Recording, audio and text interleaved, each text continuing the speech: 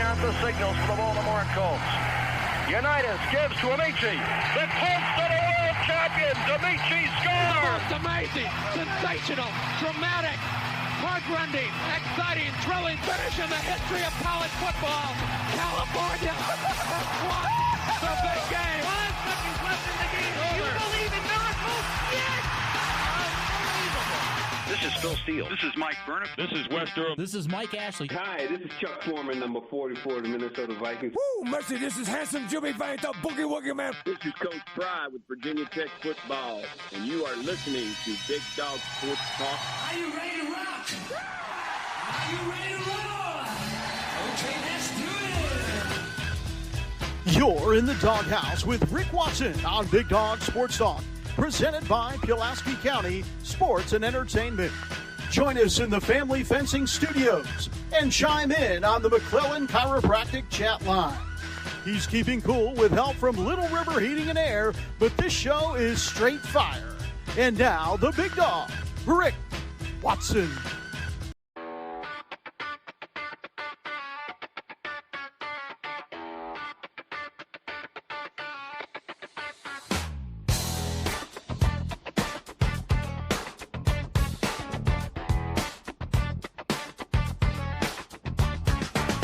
Rick Watson's got the mic, he's the big dog king.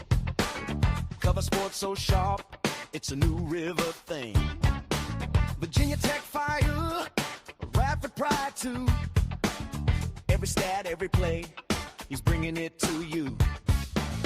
He's got that voice, deep as a valley, breaking it down, no dilly, no dally. Big dog sports talk, feel the bark, feel the bite. Rick's in the zone, every day, every night, from the Hokies to the Highlanders. And good morning. How are you? Hope everybody's doing well wherever you might be. Here on a Tuesday. Join us in the McClellan Chiropractic chat room, Professional Incorporated text line. Everybody's doing well wherever you might be. Marva in Miami joins us coming up here in just a little bit. And then Brian Seigla from the Boundary Corner podcast. No Mike Burnett today. He's traveling to Dallas. He's airporting in planes, trains, and automobiles this morning. But that's okay. All right, so we have a new feature here that they just sprung on me on the latest update. You'll notice that your chat now shows up on the bottom after you post. So it no longer is a running scroll. It is now that, which is okay. That's kind of cool. You can see it better, and everybody can see it better. And it doesn't stay up there the entire time, but it looks like they've gotten rid of the option to have it scroll up the side. Don't really understand any of this, but hey. All I know is I pay for it. Literally. Quite literally. But we're just going to roll with it. We're just going to have fun with it.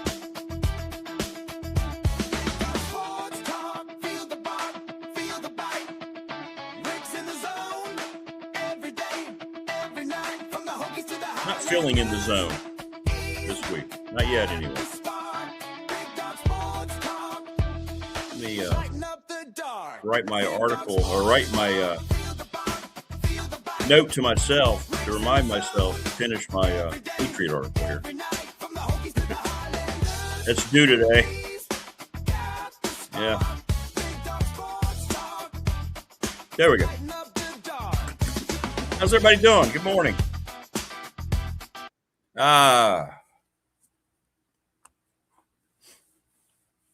So yeah, that's the new thing with chat, by the way. Your chat will now show up there. See how that works? But it no longer scrolls on the side, or I don't see that option any longer. It didn't go great with the roof. They're going to cover for damages and they're going to cover for, putting tape on it. They're not going to cover for a new roof. Shocked I tells you. So I have to get all that worked out and get it assessed and so forth. So, yeah, that's where we are. And waited around all day to not get good news. And then waited around for the guys to come and engineer a fix until I can get it replaced. So, yeah. And, you know, once you're trying to patch it, you can never match the exact color of your shingle. So there we go. Not great. But I'm not surprised. I didn't really have high expectations. From the Crackle Barrel X on I-81 at Troutville to the Elbow Room Bar on the beach in Fort Lickerdale. BDST is live and online. Liquor would be good. Let's just start early. And we get to drive to Bowling Springs tomorrow. Get in about 1:30 a.m. Join us in our family fencing studios for a free quote. 540-200-8294 at familyfencingnrv.com. Mark Hunley, McClellan Chiropractic, sponsor of our chat room. We're presented each and every day by Pulaski County Sports and Entertainment, thanks to Jonathan Sweet and Tim Miller. Charles Lee, Little River Heating and Air, 1095 Radford Street in Christiansburg, 540-553-2971. Ryan Pry, the attorney, brings us our BDST fan question of the week, 701 West Main Street in Radford, Trust and Estate Planning. It's going to be simple. Who's winning? I'm just going to bail it out. Miami or Indiana? National Bank member FDIC, the exclusive banking partner of BDST, my exclusive banking partner for 35 years. And Travis Williams, Professional Door Incorporated, residential and commercial garage doors. They do it better than anybody. Sponsor of our text line right across from New River Community College. And the Ready Set Rick Watson Roofing Fund. No, I'm sorry. It's the Ready Set Fund. Sorry, Bob. ReadySetFund.com. Bob Christ, 11, Crist. He is the brother of the legendary Hall of Fame high school football coach, Dave Christ. If you have an organization that needs to raise money, they send you a text message kit. BobChrist11 at gmail.com. Thanks to Lawson's Mobile Home Supply, 300 North Franklin Street in Christiansburg, and the NRV Super Bowl. They've been rolling balls down the lane for 25 years. That's pretty good. That's not bad. Morning, Opal. How are you? So now you'll see that your text messages show up that way.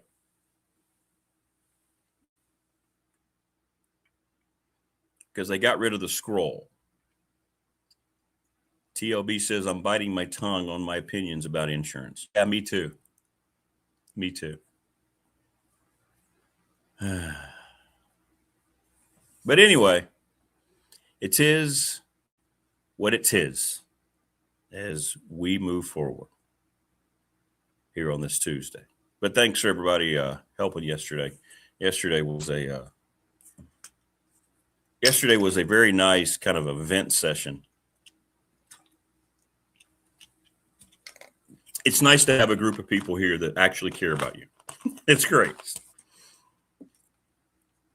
It's great. Thank you for caring. I don't get that really. Oh, my kids, they do. Nobody else really does. But that's okay. That's okay. All right, where are we here? Oh, my fiance, she does. Bruce says, I won't. Insurance is a scam. Morris is sticking with Canes at plus 500. I saw the best. This is the best line about the transfer portal that I've seen. And I reposted it on my X account. It says, the other thing that's so amusing about this portal cycle and all this free agency is that it feels like a large amount of teams have largely, they use the word large twice there. See, I would not have done that as an English minor.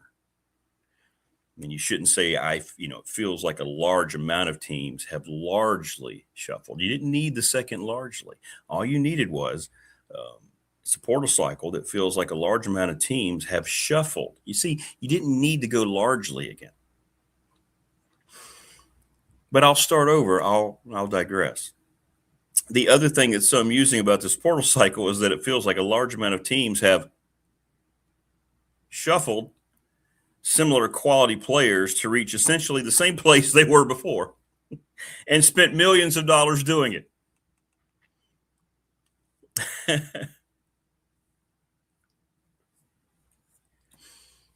And I think that's probably going to be more accurate at different places across the country than not accurate.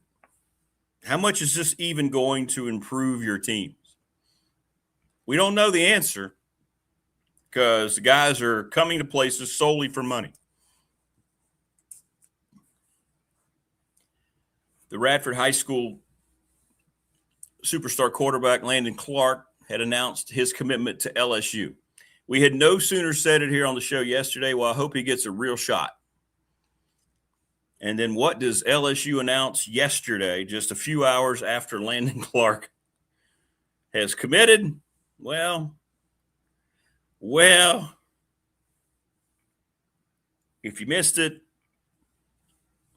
they announced that Sam Leavitt, arguably the most sought-after quarterback in the portal, is going to LSU.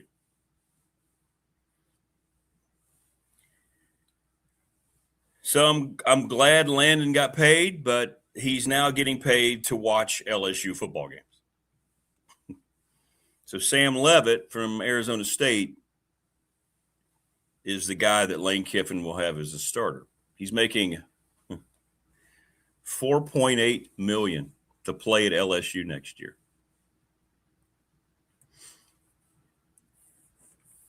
Landon's still got some time. Will he be patient? Will he stay? The one thing that we do here on the program is that we can look ahead and we say things that usually come to fruition. And the one thing that I've been saying all along about people, about this portal, you bringing players in across the country. And I saw over the weekend, yesterday, several people finally starting to catch on. You do realize just because you bring in guys that have eligibility, there's only one guarantee per year they're going to be back. In other words, they're going to be here for the next year. You don't know what it's going to look like. If you look at the guys who are leaving schools, these are guys who went to these other schools and in all likelihood got paid something that jumped in the portal trying to get a better deal or for playing time. Young players. Everybody just seems to assume that, hey, he's got 3 years. You forget the big rule. No, he doesn't. You can't assume anything. This is a year-by-year routine. Some teams are going to bring in 40, 50 players. All right? And a lot of these guys that Franklin's bringing into Blacksburg. Oh, he's a young guy. He's got 3 years. No, you don't know that. If a guy sits and he doesn't play, he's not just going to keep sitting because he's not going to keep getting paid. You do understand that, right? You don't pay employees not to play. So if you paid a guy to come here and he doesn't get off the bench, he's got all these offensive linemen coming. Well, only 5 to 8 of them are going to play. What's going to happen to the rest of them in a year? When offensive linemen become a premium, they're going to jump right back in the portal.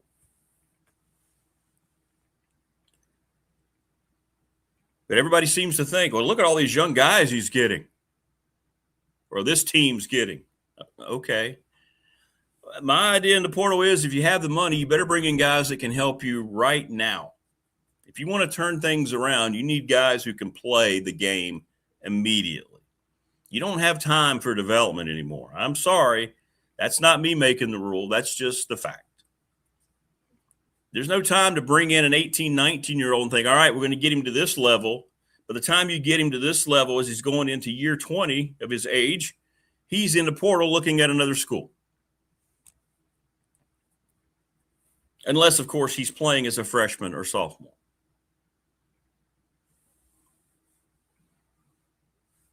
Now you're seeing, as I said, was going to happen back in 2020 when we brought back the show on radio, when all of this seemed inevitable about the unlimited transfer portal, pay for play, that all these high school football rankings, the 247s, the whatever the hell it is, that they're going to start focusing on ranking portal classes and not high school classes. You know how much pushback I got on that?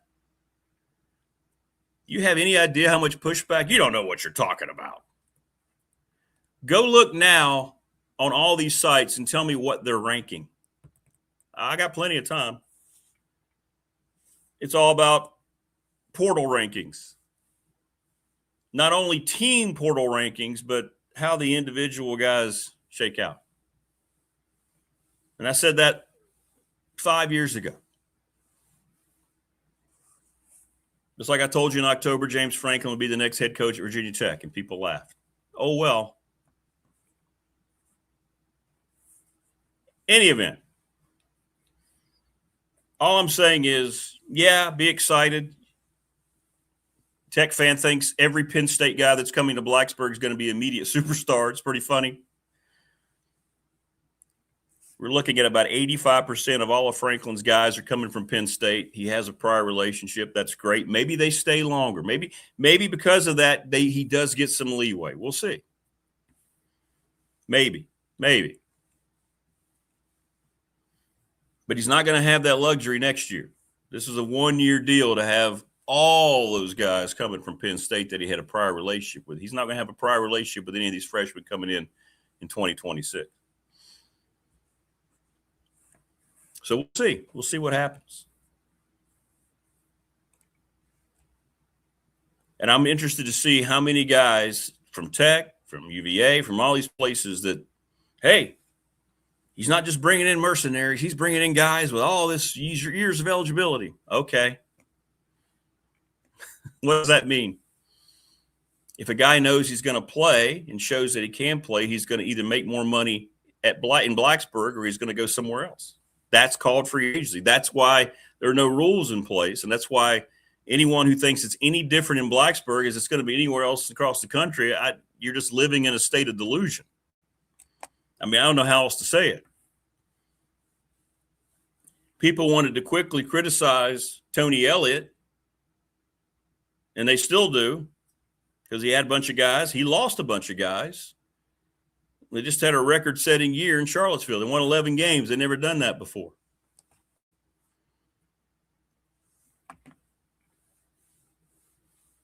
By the way, Virginia landed the Missouri quarterback yesterday, Bo Prabula, that early on was connected to Virginia Tech and James Franklin. So they made that announcement. As soon as Chandler Morris found out that he couldn't get a 64th year of college eligibility or whatever he was looking for,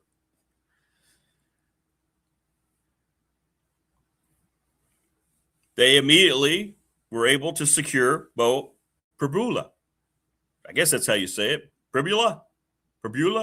You say tomato, I say tomato. Let's call the whole thing off. In any event, they now have a solid quarterback. He'll probably be there for 1 year.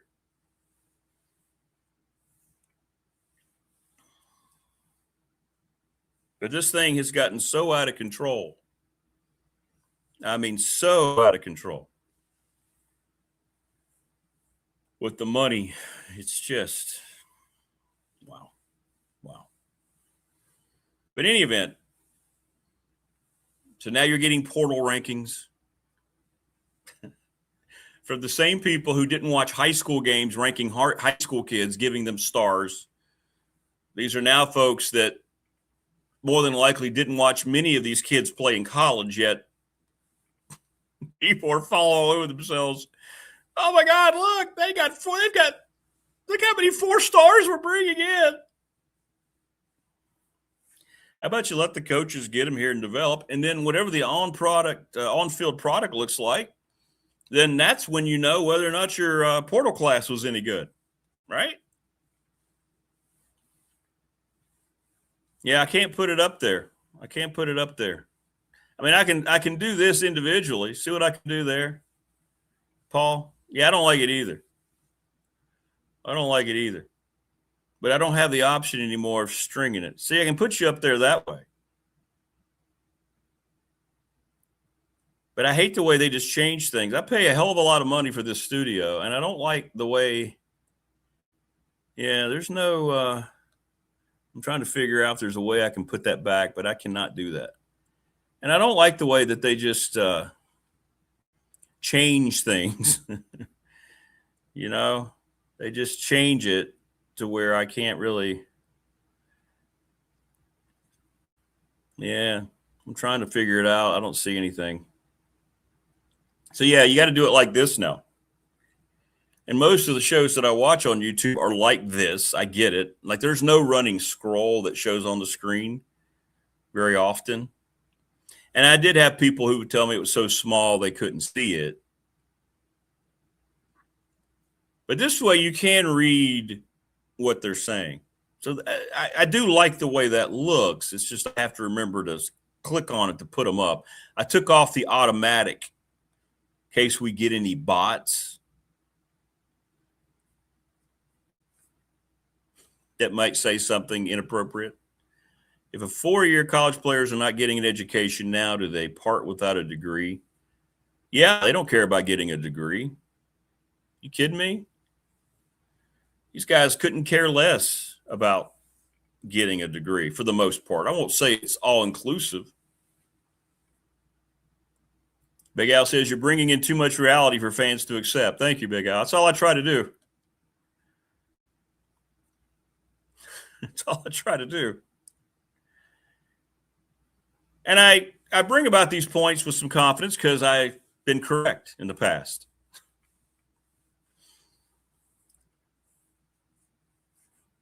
Everybody believes their own school is doing it differently and it's going to be different at their place, and it's not. It's just not. That's all I'm saying. What do I think of the University of Wisconsin football? I don't think about the University of Wisconsin football. I'm glad you kept your coach. I think he deserves another opportunity. Appleman. But I don't spend a whole lot of time thinking about Wisconsin football. It's not usually on my walk around during my day thought process list.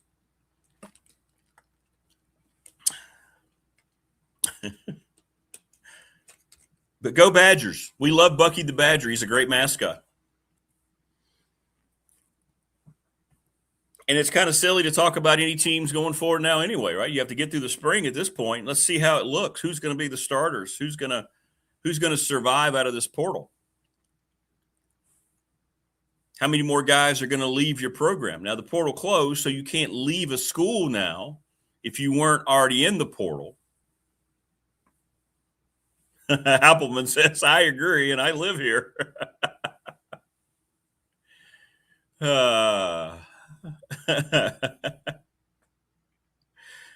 They did. They got Colton Joseph. That's right. You got a good quarterback, Appleman. You're going to like that kid. Great video, by the way. Somebody posted it about a week ago. I reposted it on X. The very first play this year for Indiana. Does yours look the same? Opal, are you getting the running chat? I don't see that here. I don't have that option to put it up. Very first play this year for Indiana was, guess what? A read option, an RPO, about a 60, 70-yard touchdown run by Colton Joseph.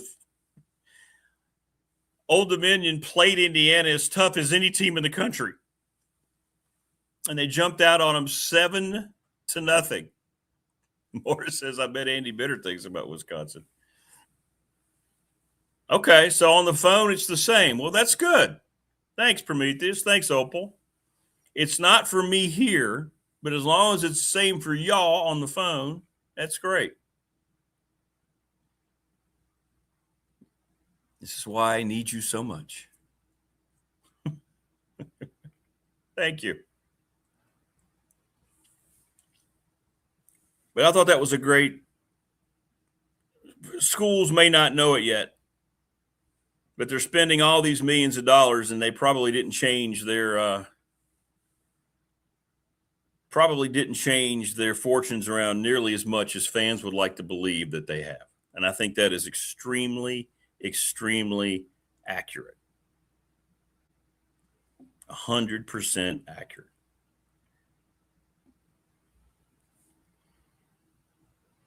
Oh, Steven sent me a view. Let's see what it looks like here, Steve. Oh, you've got it on the side there. Okay, well, good. All right. Beautiful. Thank you all. Thank y'all. Hey, Chad and Brendan. I saw this. Best part of the new theme song is Chad singing along. Chad has a great voice.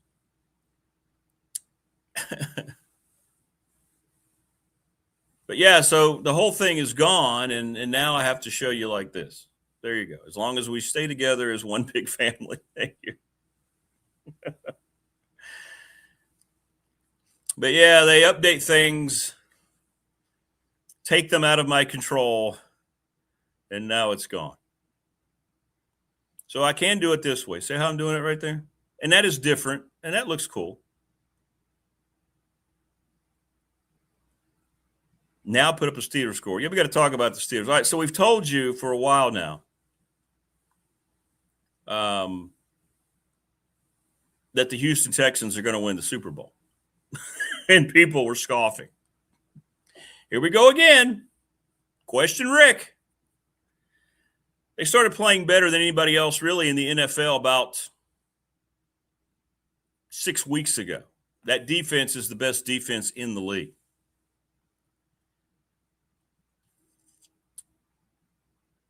Correct, Prometheus. Everyone is thinking bringing players over like Seigla is the secret formula. Seigla is the formula. That's right. You've got to have the right coach. And of all the things that Virginia Tech fan needs to find out, you ready? As much of you are ready to go ahead and build a brass statue of James Franklin, is he the right coach? Here.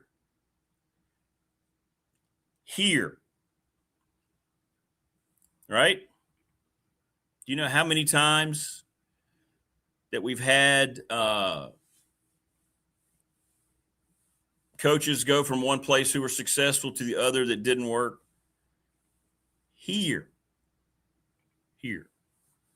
Is he going to be here? Have we seen the last of Aaron Rodgers? Probably so. Probably so. I say no. The Canes have the best defense in the league.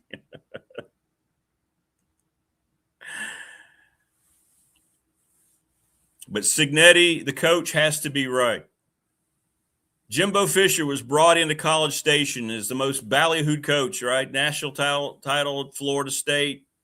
Bobby Bowden pedigree. God, I miss my conversations with Bobby Bowden. That sorry rascal. Texas A&M was an absolute disaster. They still kind of recover with Elko.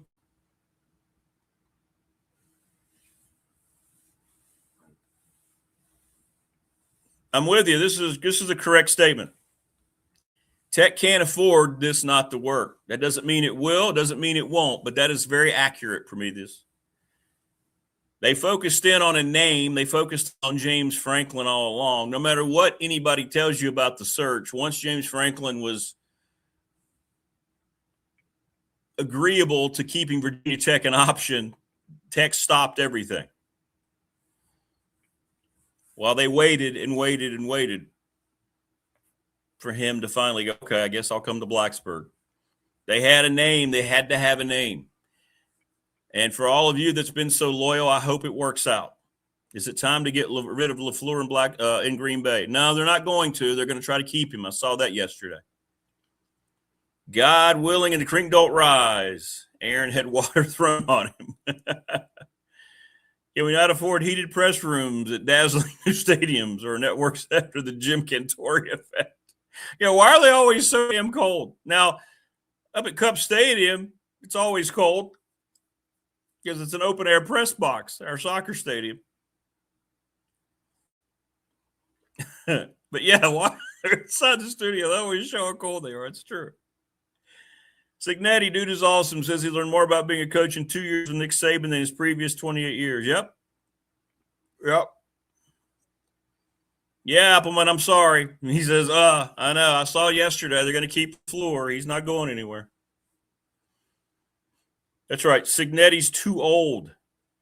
That should always anger Tech fan. That he wanted to come to Blacksburg and they didn't want to pursue it because of his age. This will be the last chance. Donors aren't going to do this again. I agree with that too, Prometheus. I understand the optimism, right? Vanderbilt, Penn State, and State fired him. Couldn't quite get them to where they needed to be in their minds. Tech would take those seasons in a heartbeat given where they are.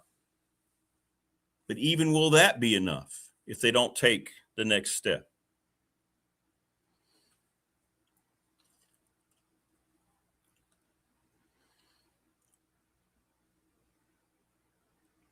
Anyone renewed Tech football tickets yet? Moore says.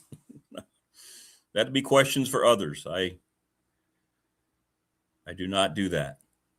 At least you guys have good donors, Appleman says. What is it like up there, Appleman? Take us inside of a Big Ten program, a lot of tradition. Wisconsin, one of our guests, Phil Omation, was a coach there for a while. Is it just no money whatsoever?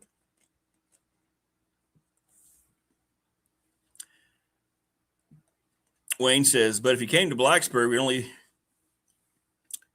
we've only had about 10 years of playoffs, just too dang old.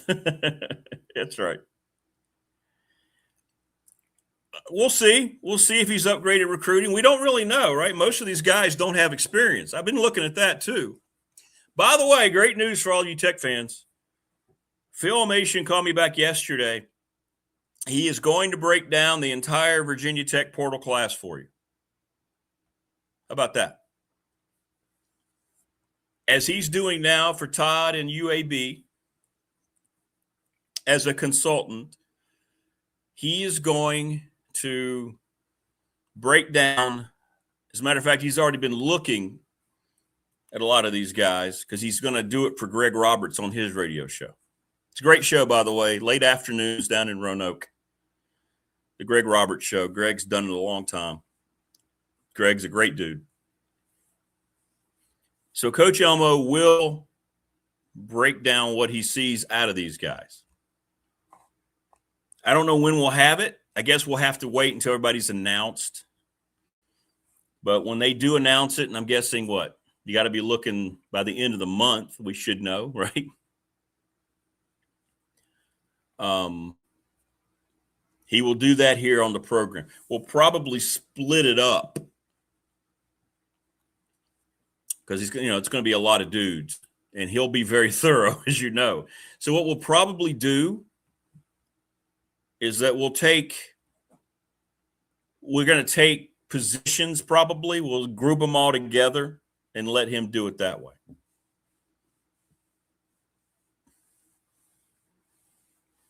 Moore says we don't win at least 11 games after all the hype. I'm going to be pissed.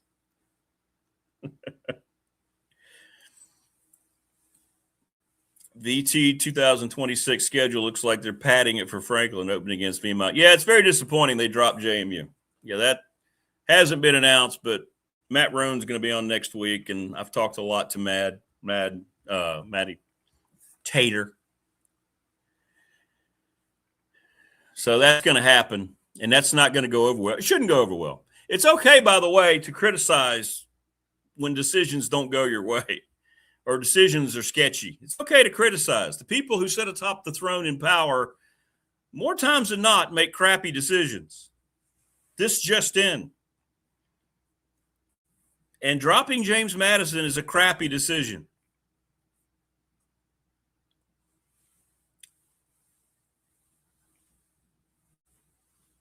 There it is. If we hold these guys, I like that they have 3 or 4 years left, but you're not keeping them, Wayne. We just went through that. You got to keep some, you're going to lose most, just like at every other school. Starting quarterback still has not committed, at least publicly. Look, all I'll say is this. Everybody's asking. I bet you I got 2 more dozen texts yesterday as I was dealing with all the crap here at the house.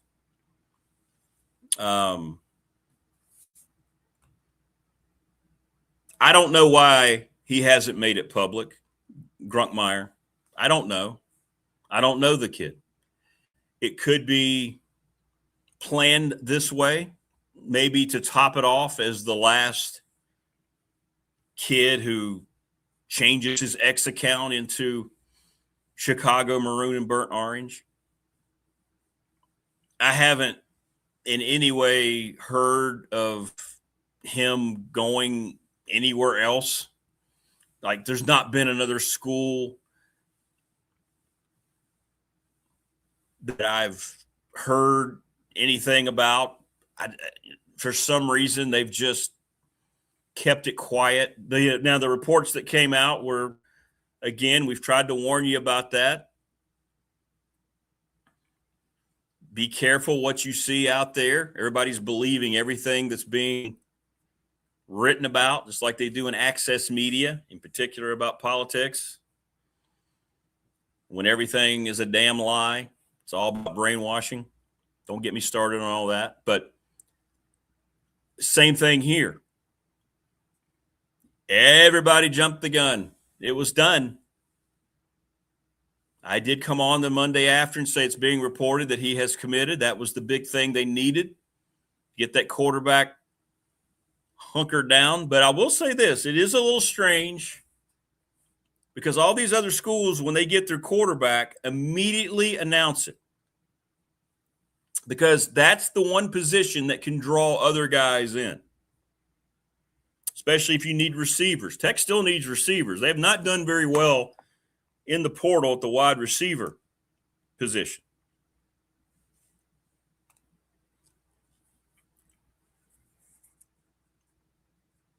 So from that aspect, it's strange. I mean, look at what happened yesterday. Now, Leavitt's a big fish,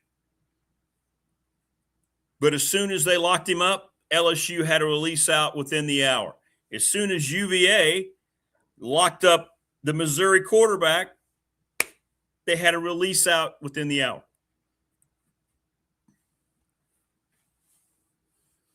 Why has this not happened yet with him?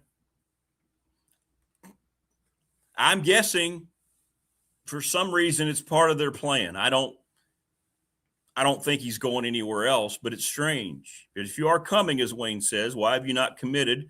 Come into town, started lifting, meeting with coaches. You can start recruiting already. Correct. 100%.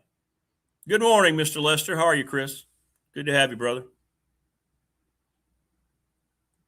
So there is some strangeness to it. I'm not predicting he's not coming, but it doesn't make a lot of sense that he hasn't changed and had an announcement graphic. Tech hasn't.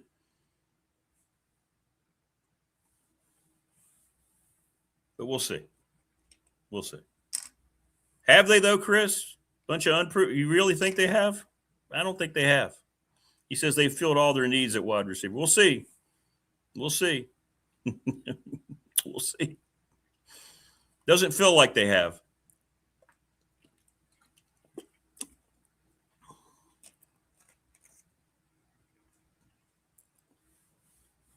So I get more questions on Grunkmeyer every day than anybody, and that's happened for the last week.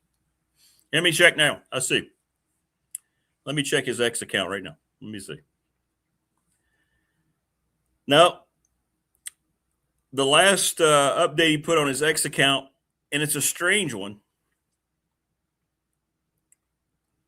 He reposted an Illinois linebacker, Angelo McCullum, who announced that he was going in the portal. Has anyone seen who Angelo McCullum committed to? Before that, it was a picture of him holding up the bowl trophy in his Penn State attire.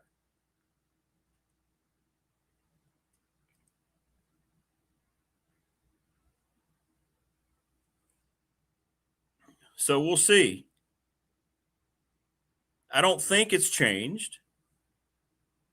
Like I said, you would hear his name showing up somewhere. But I don't know why they've waited. I guess they'll announce that at some point, right? Right.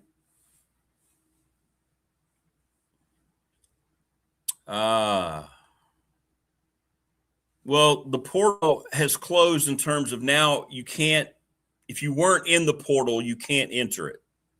Guys who are in the portal can still cut deals, like Todd was talking about yesterday, Todd Grantham. So now you can't jump in the portal. If you weren't in, you can't go in now.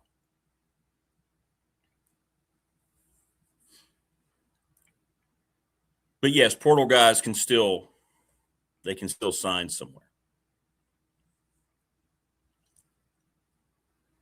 Wayne says they brought in the Baker guy. Yeah. And how interesting is that, by the way? The two guys ahead of him both left.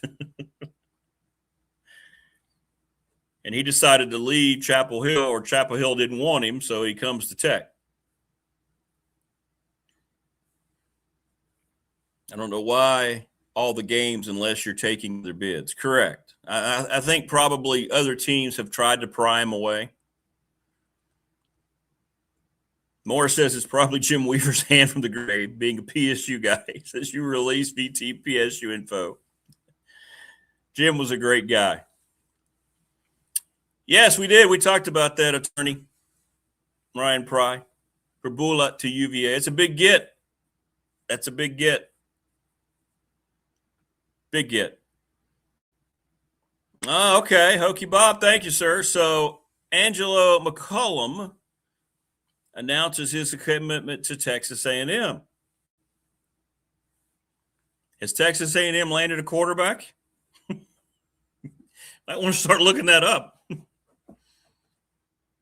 So that's the guy that Grunkmeyer posted about the last time he posted. But I don't think you have anything to worry about, Tech fan. I don't think you do. I think you're okay. But it is curious why it hasn't been announced. But I think you're okay. Joining us now on the program, we're always okay. Not wearing her Carolina colors. It's Marva in Miami. Marva, how are you? I'm doing great. I mean, I love Carolina through and through, but I do not wear Carolina colors 24/7, Rick.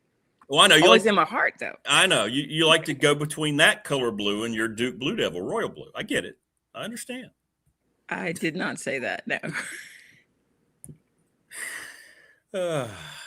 So how you been? Is Tech fan worried? Yeah, Tech fans worried about Grunkmeyer. They are. I don't think he's going anywhere else, but it's curious. By the way, who's quarterbacking your team? You've lost 3 now. Honestly, I don't. Who's your quarterback? Did they bring anybody in? I don't even know. I don't know. Like I do not in the off season. Rick, for my sanity, are you going to miss Gio? You're going to miss Gio, aren't you? No. Well, I shouldn't say no too quickly because who knows who might be taking his place. But I just can't. I can't follow every day of it. I can't be on the boards. Who's coming? I just have to be very zen, and I feel like it's going to work out. Because it will drive you crazy trying to follow this. Who's doing this? Who's following? Whom on social media? I just have to take a break. This is college basketball season, Rick. Oh, that's right. That's why I'm traveling to Boiling Springs tomorrow, huh? Oh, wow. That sounds fun. Yeah, you want to go? Want to hang out in Boiling Springs, North Carolina with me? I'll be by myself. Anybody wants to jump in the van, let's go. That is where is that? I don't even know where that is. I'm from North Carolina, in and I Boiling do not Springs. know where Boiling Springs is. Where? It's near Gaffney, kind of, sort of. Okay, that clears it up. What big city is it near, Rick? Gaffney. Okay. There's a lot of stickweeds on the roads. I'll just There's tell you that much right Raleigh, now. you have Charlotte. I just know one thing: when you go when you're going into Gardner Webb, it's a nice campus, right? They have nice facilities. I do know. I'm familiar with Gardner Webb, like the name, but I don't know exactly where they are. There's only one gas station. You better stop on your way in and out, or you're in trouble. Well, that sounds like a lovely little community. Yeah. Will you be spending the night there in Gaffney? No, I will not. I'll be making that a day trip. I'll be getting in at the wee hours on Thursday morning because I'm dedicated. I'm sure they have nice accommodations there. I'm really surprised you're not going to spend the night. Opal's in. She calls shotgun. There you go. Okay. All right, Opal, I'm me glad and you you. have someone Let's going go. with you. Let's go. Yeah, I just think it would take me a long time to get there from here, so it'll be kind of. Here you go. A Wisconsin quarterback, Wayne says. Edwards. Don't know who that is. Oh, okay. I have heard them talking about somebody from Wisconsin, but I can't research these. Hey, we had a Wisconsin guy in here earlier. We had a Wisconsin fan in here. He could tell us all about it. Billy Edwards Jr. Okay. Yeah. Don't know who the hell that is, but there you go. I'm going to support whoever's on the team, right? I'll support them. And I am looking forward to good things. I mentioned to you earlier that they were saying that, Carolina had a pretty good recruiting class coming in. So, but I can't tell you who's going to play every position, Rick, or who's going to do this or that. I'm shut off from that world right now. Okay. I've seen comments come in. I'm sorry. This is okay. I'm just following. Okay. It's all right. We got a Boulder, Colorado guy checking in. Good morning. Cheers. Cheech and Chong. I'm sorry. Okay.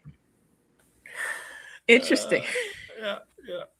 Cool audience this morning. So it is. It's always cool. Like there's always interesting people in every time. What have you been watching sports wise now that North Carolina, other than college hoops? Well, it's just been really. I have enjoyed, I enjoyed the semifinals of the college football playoff. I've just been, people are in a frenzy down here about Miami.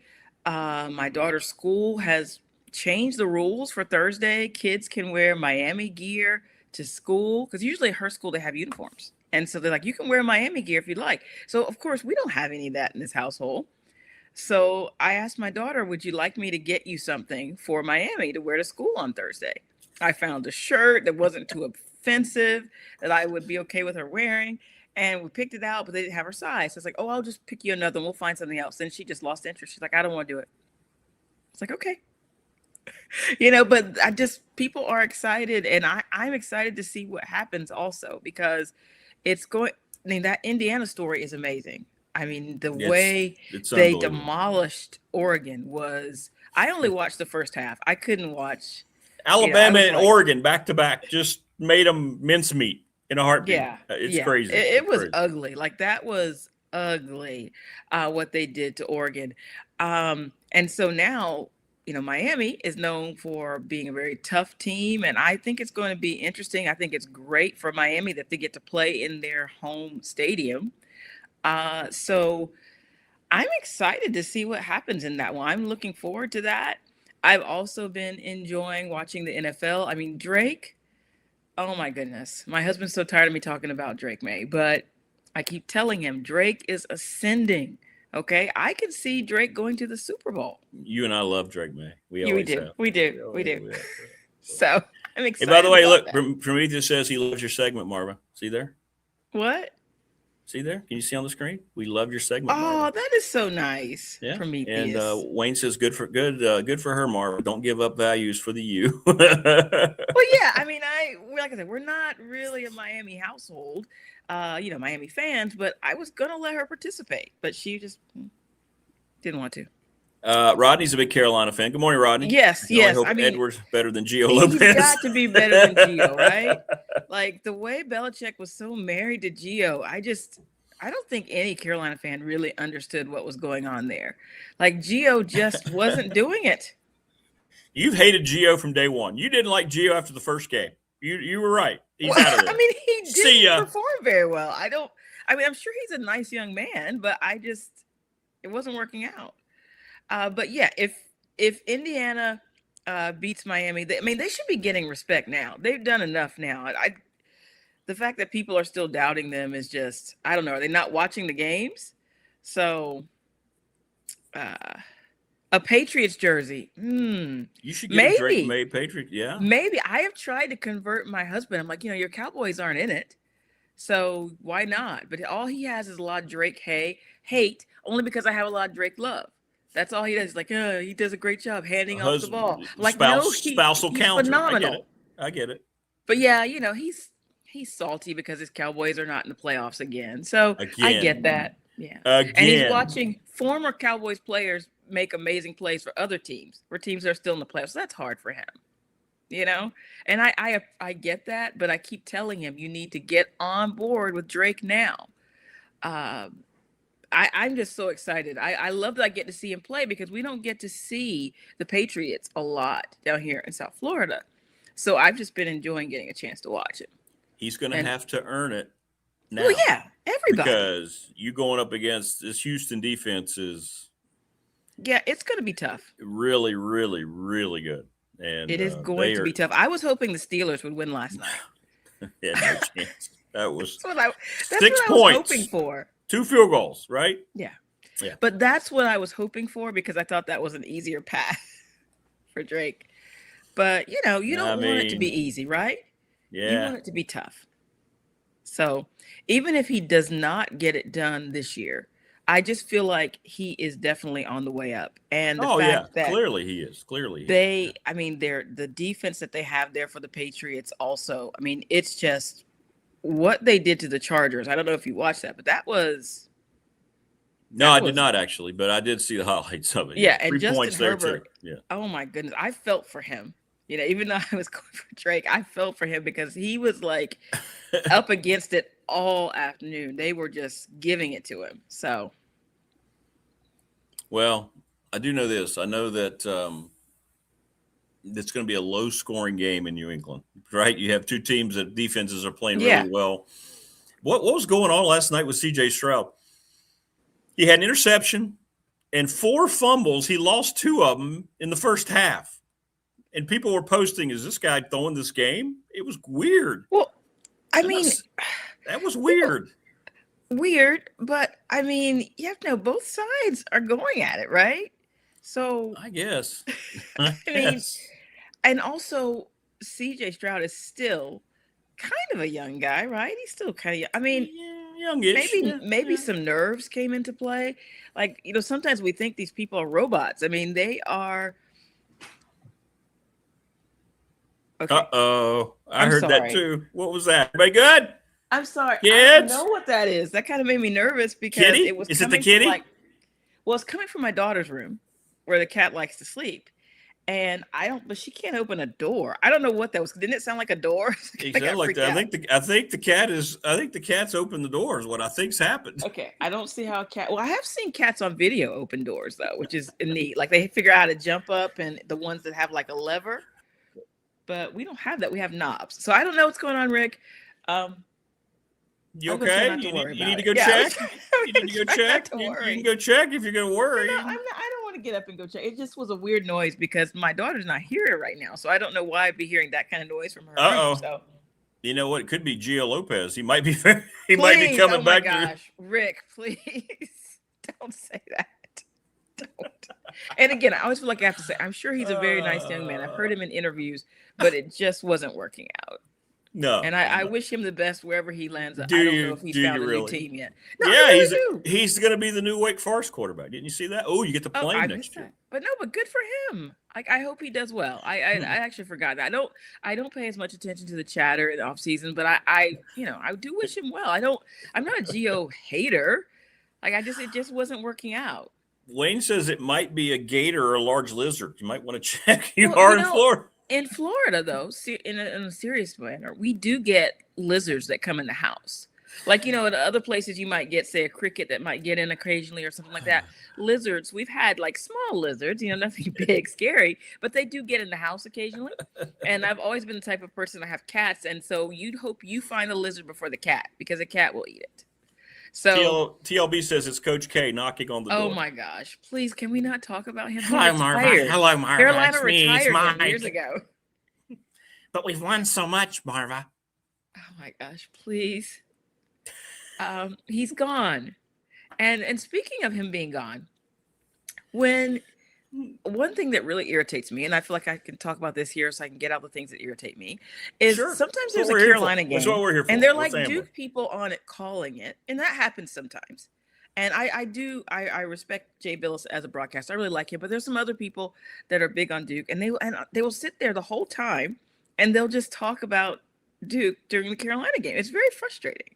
And I don't know if that happens like with Tech Fan, if you're ever watching and they seem to be talking about the other team more than your team, and it's just, you're just like, why? What is going on? It's frustrating. Where are you watching? Is this like ESPN people? Well, I'm not surprised if it's an ESPN. Well, it can't. Some of them, yes. Some like Jay Will, as he's going by now. Oh my God, he's so like, bad. I just don't. And we haven't had him for a while, but it's just really annoying when that happens. And they're talking about like something that happened 10, 15, 20 years ago, and I'm just like, I mute it. What's happening on the court right now? Just mute it. I've been muting it for years, especially from ESPN products. It's terrible. I mean, they have some people who are good. There are some people who are good. But some of them are just bad. And I've never been the type that a lot of my friends will watch TV and listen to the radio, but that takes, like, you have to get it timed just right. And I can never get it timed right. I'm always ahead or behind, and it's frustrating. So, I just would like to see, talk about the game that's happening. Now, if it's a blowout, I get it. You get bored and you talk about some of anything, but still, it's just I'll listen to Sean McDonough. He's one of the best. I hate that he works for them, but he's about it. He's about it. Fowler and Herbstreit are terrible. They're just terrible. He's never been good at play-by-play. Herbstreit is just, I don't know how he's gotten away with it. Like, they don't bother me though. They don't bother me that much. I mean, I found that you can kind of have it on, but you're not listening to every word. I listen to Wes Durham. He's my good friend. Good. Yes, he does it. He's old school. Yeah, he does a good job. He's great. But I can't think of anybody else on that network that. What did I do? I got rid of. You cut me off. Sorry. Okay. Sorry. There's what I wanted to do. I got to take a drink. I'm getting very emotional about it. I'm sorry, guys. It's just a bad allergy day, so you have to excuse me. But and she's got lizards attacking her. So we don't know what's going on. It's very common here in Florida. Like, if you ask anyone who lives down here, they'll say, yeah, we've had a couple lizards in the house. They just get in just like, like I said, like maybe crickets or something somewhere else. They just get in and you see them, like they'll be crawling on the wall or whatever. And I remember once my daughter had like several times she have a lizard would somehow get in the house and then get all the way up to her room. And she was like thinking this is when she was younger. She was thinking the lizard was like coming to visit her, and it was the same lizard every time because they do kind of look the same. So, we just kind of went with that. Like, okay, well, we got to take the lizard out now. So you get a shoebox and you put it in and you take it outside. Do you have weird things that happen in your house and you experience something and you feel like if you tell somebody else, they're going to think you're crazy, but you know that it happened and it makes you feel sometimes weird? You just hear weird noises. Like that noise we just had. I don't know what that is. I'll go check on Gigi in a few minutes, but it was just like, it sounded like a door was being opened. It was kind of freaked me out. Don't know. I know. Maybe it's something supernatural. I don't know. It could be. Exactly. Yeah. Don't rule it out. It's hard for me to believe, right, after dealing with human beings, right, that the divine creator of God made us the smartest thing in the universe because humans are the stupidest thing on the planet. Well, I mean, we've definitely seen some stupid things happen. There's got to be somebody else out there going, oh, there's humans. Yeah. I mean, you just never know. I mean, it could be maybe there's an angel. We don't know. Wayne says it's okay, Marva. They have a quarterback and Jordan is still there, so don't tear up. As long as Jordan is there, right? So again, I've told you guys this. We're not supposed to be talking about Jordan now, okay? We're not, but I just can't. Jordan, she's everywhere. She's everywhere. Do you know how many? Do you have any idea how many transfer guys he's even bringing in? Last year it was like 70. Yeah. Well, and I not don't 70 think that, transfer guys, but 70 new players. yeah, Do you know how many I they're don't think bringing? that was really a good idea. You see, that didn't work out, but for some other schools, it has, and so Yeah, once could be a skunk ape. Yeah, okay, Prometheus might be on it. okay, I've not heard about that, but I don't even know what that is. But they do have speaking of like bring players in and things like that. I just back to sports for a minute. I do think people, other coaches, other programs are going to be inspired to see, what has happened with Indiana, like at places where they've never been good before, or it's been a really, really long time. They're going to realize that with the way the system is set up now, I'll say almost, because it's not open to everyone. They may not have the funds, but a lot of schools where it hasn't been a thing in the past, they have a chance now to make some noise in college football. And I hope people will find that inspiring and maybe figure out what they can do to turn things around. I know to me it will be a good story either way. Maybe because I'm down here in Miami, because Miami, even though their story on paper, it doesn't look as good as Indiana because they've been there. Maybe they've been there more recently, but still, to see them, there was a time when, it was all about the U, as they like to say. It was football. It was all about them, and then they kind of fell off. They went off a cliff.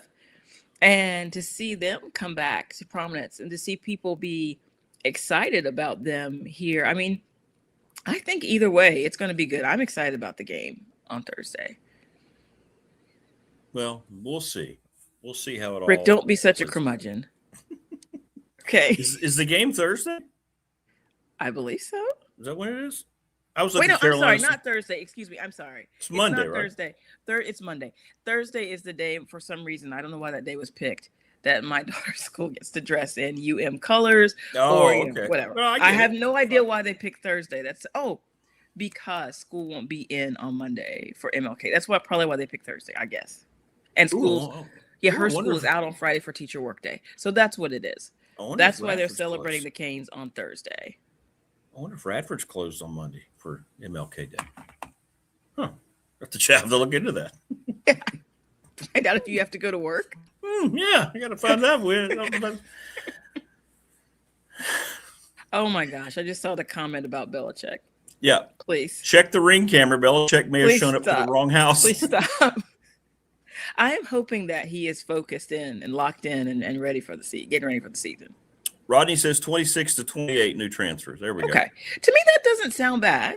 That doesn't sound, when you consider how many players are on a football team, that's not bad. It was just too many, 70 new people. It's just, I didn't expect them to gel. That's difficult. It is. I think he just had to get, figure it out. We'll see. Right. We'll see and he wanted to get his guys, Yeah. Yeah, get guys. Yeah. I understand that. So we'll see what happens. I definitely think it will be better than last season. Last season was bad.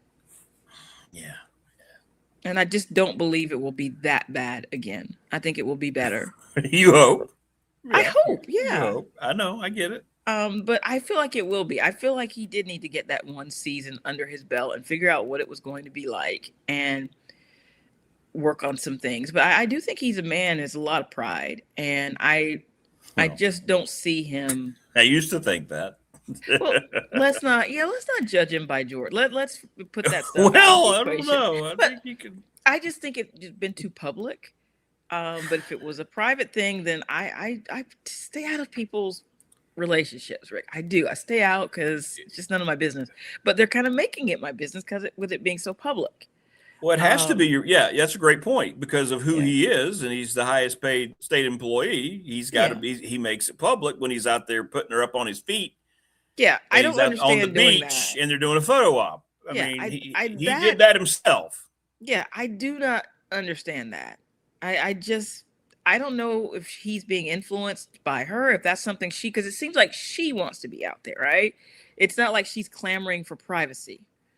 No, not at all. Yeah, so it's not like, some TMZ photographer was hiding in the bushes and no. So I just don't know what the That's true. It's in not like they game got is there. ambushed. That's right. Yeah, no. Yeah. It was like we are putting on this public display, and I just again, we're not supposed to be talking about this, Rick. Okay. So I'm hoping though that maybe she will take a lower profile going into next season. Well, I hope so for your sake and all Carolina fans' sakes. I hope that's the case. We don't And want just any for more of that. sports fans in general, we don't want to see her, right? It's Does the last time we've seen them was when she was standing there at that cheerleading competition or whatever it was. I what think was it? so, yeah. Like a adult, which I don't know exactly what that is. It was an It's adult just- cheerleading thing. Yeah. But the thing is, like, if she worked as a cheerleader, then you can say, well, you know, she's got a position, she's doing something, you know. I But don't know. it seems like it's a hobby, which, you know, whatever. People can have their hobbies, but it's just one other thing, right? One other thing to have people talking about is not the team. Yeah. I just remember the look on his face when he's sitting there Yeah, he did not want to be there. But supporting that's her. what you do, though, when you're in a couple. You support each other. Is that what you do? Yeah. Right? Yeah, sure. I really enjoy this. I like it when she goes rah rah. But he had to be there. And it's just, he did not have to be on the beach, though, doing gymnastics or whatever that was. No. The big old smile on his face. I really like that. It reminds me of our old drills we did in New England. Did you get Please up on stop. my feet? Please stop. Please stop. Uh-oh. But I mean, Better go- I wish. better go Oh yeah, recruit you now. are glad. I see. Yeah, you would not want him in Blacksburg. No. No. No, they would not. You're happy with James Franklin. You do not want him there. Like, Look, I don't even know. Like, I guess he's married. I don't. That's the thing. I don't know if James Franklin is married or what. And that's I guess he is. Probably That's been should kind of be, weird right? too. You know, everywhere else they had these coaches with their families and they're so happy. Mhm. Haven't seen one. Oh, but still, would you rather though see like a Jordan situation? Isn't it better just not to know? Like, we don't need to know that. But it's not a Jordan situation if he's married and he's got kids and But family. you never know. Like, some people are. It's supposed to be home. You know, we keep saying, "Hey, this is home." Mhm. Well, we haven't done a whole lot to promote that. But some people are like shyer. I know that some people, like their spouses, or they don't like to be in the public eye, so you don't see them a lot. They just don't like it, and that's fine. I don't care about that. Like, You just Tech want fans should just be concerned: are you going to turn it around? Are you going to win? Like, right? That's correct. you know, as long as there's not something weird going on. You know, like he has 5 sister wives or something. That might be. Like, you just don't want to. Wait a minute, are you breaking news here on the program about No, I'm James not. Franklin? I'm not. But I just think I just don't want to know that stuff. Like, we've talked about this. Like, I know Hubert Davis is married, and sometimes I see people like close to the bench. I think maybe those are his kids watching the game, like his daughter, whatever. But I don't really need to know who his wife is or anything. I just don't. I need to know less. Like I said, with the Jordan situation, I would like to know less. Right? That's fair. We just want to know less. Very fair. Very fair. Listen, I hope when you check out your house, everything's okay. Yeah, I am going to go check and see what's going on. I hope Gigi's not doing something weird. I don't know. All right. Be good. Be safe. And You too. Go Canes. Have fun in Gaffney. Yeah, I will. Well, I'm in Boiling Springs. So. Oh, Yeah. okay. Yeah. And I'm going to learn more about that. I feel bad because I am from North Carolina. I should know more, but I just don't know much about that. Yeah, look it up. Look up how far, and let me know. How far is Boiling Springs from Chapel Hill? I wonder. Okay, I will. I don't know. I don't know the answer. I have think no it's idea. Totally opposite ends of the state, I think. Yeah. Because, see, I grew up right outside of Raleigh, so I kind of know that area. And I know a little bit about Winston-Salem because I lived in Winston-Salem for a while. And I had friends who were from Charlotte. So kind of those areas, I just don't. Gaffney, sorry. Boiling Gaffney, Springs, yeah. I don't know. Don't know. Yeah. All right. Well, be good. Have fun. Okay, you too. Bye-bye, All Rick. right. Bye-bye. Be good. Marva in Miami joining us on the program. Brian Seigla is going to join us next from the Boundary Quarter podcast. Good stuff. Good stuff. 3 hours? Wow, is it really? So Boiling Springs is 3 hours Chapel Hill? I know I'm at the other end of the state, so I guess that makes sense. It's 3 hours from here, too. I hope to avoid any encounters with wildlife. I'll tell you that. Don't want that.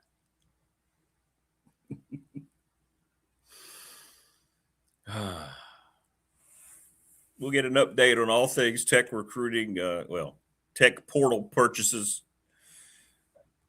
I'm not going to call it recruiting anymore. It's not recruiting. Let's just stop. People are too smart for that. None of this is recruiting. This is all, hey, this is the money we got. What you got? You want to come here or not? That's what it is.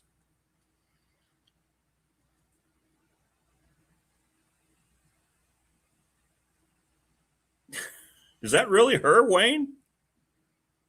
That can't be her. That looks like a photo. That's not her. That's not her. She doesn't have that kind of she doesn't have that kind of build, I don't think.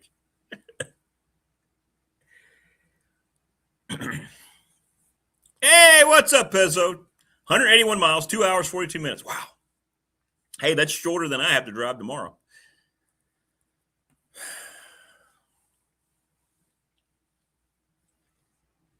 Yeah, there's some woods out there near campus. If I get there early enough, I might go looking. Sorry, Pezzo. Yeah, Steelers fan dejected this morning. Yeah, I think Mike Tomlin's out of there. I do. What is that? 9 straight playoff losses or whatever it is, 7 straight, 5 in a row where they've lost by double digits. No coach has ever done that before. I think it could be time for a reset just because the John Madden rule falls in. I know he's never had a losing record, but that's a lot of years of consistent lack of success in the postseason. That's a lot of years. So, yeah. I'm with you. Sorry, Pezzo. My dad was a Steelers fan, too. But that Texans defense, the Texans are going to win the Super Bowl. Said this 4 weeks ago. And everybody's, okay, just wait. All right, there he is joining us now on the program. We don't have to wait any longer. From the Boundary Corner podcast is Brian Seigla. Brian, how are you, man? Good morning. Good morning, Rick. How you doing this morning? Doing all right. Where are you? Where are you this morning? I'm in the office. You're actually working. Early meeting this morning, so I was like, let's get here early. Let's get everything ready to go. We'll let it ride.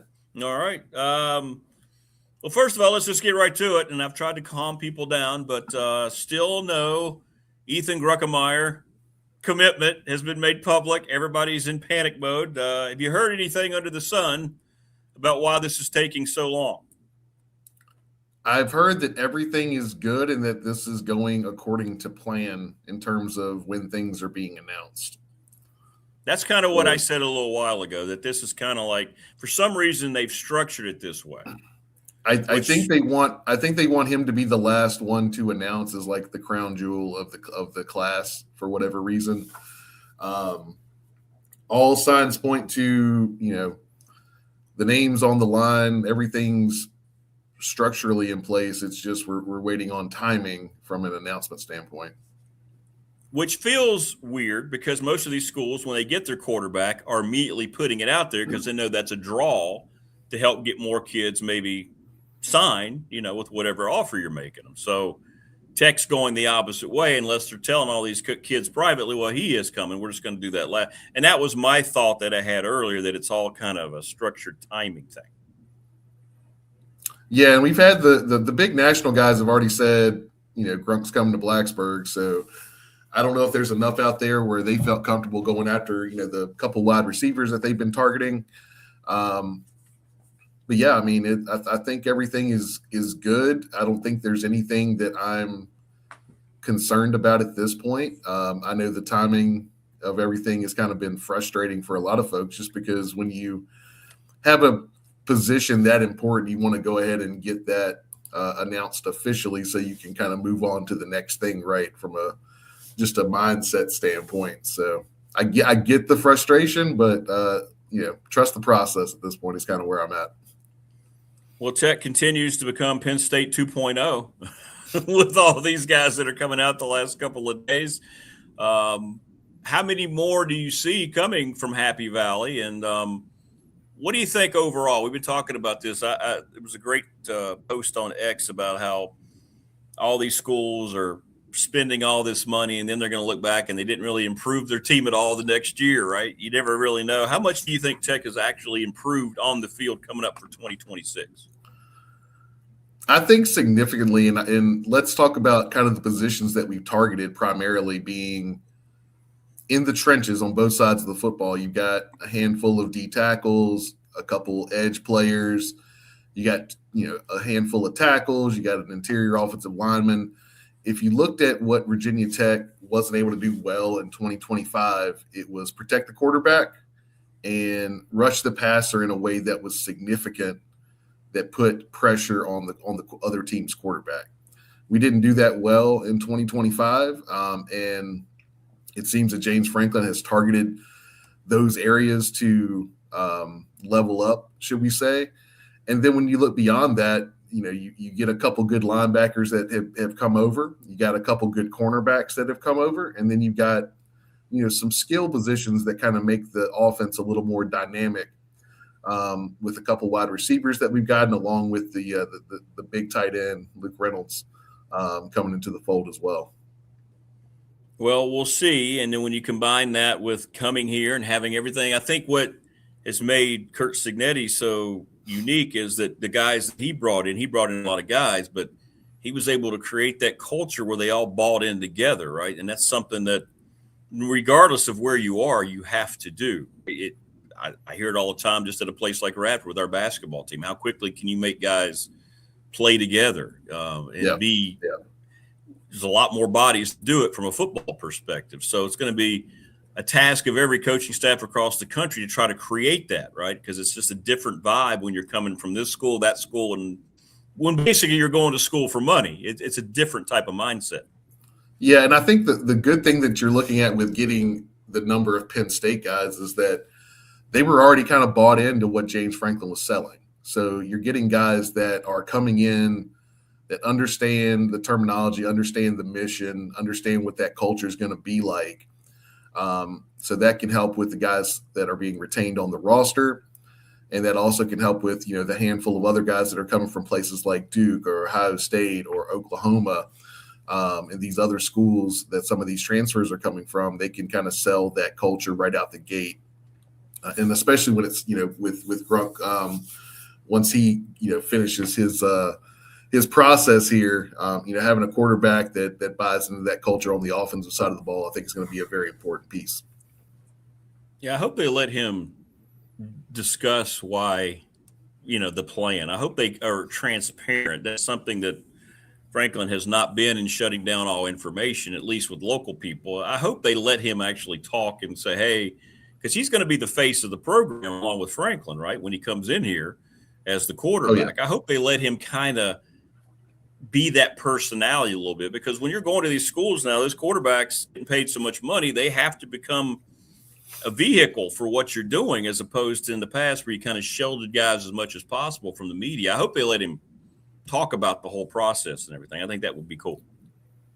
Yeah, and I mean, I know some of the discussion that I've heard is that, they wanted to make sure that they got another quarterback in the building, because they knew they were going to need two, and didn't want Grunk to kind of suck all the oxygen out of the announcement side of things before another quarterback came into the fold. So I think there's some process in there. I'm just, whether or not I agree with it or not, it's here or there, but I don't think we're going to have a problem with securing Grunk and getting this thing moving forward. Well, when you look at Miami's chances coming up, Indiana has made fodder of Alabama and Oregon back weeks. Phil Amation said yesterday that he thought this was the best matchup that we could have had, because Miami's very similar, especially across both the defensive and offensive lines. I don't expect it to be a blowout. What do you think? Can Carson Beck make enough plays? Can Miami pull this thing off? I don't think they can pull it off, but it begins and ends up front.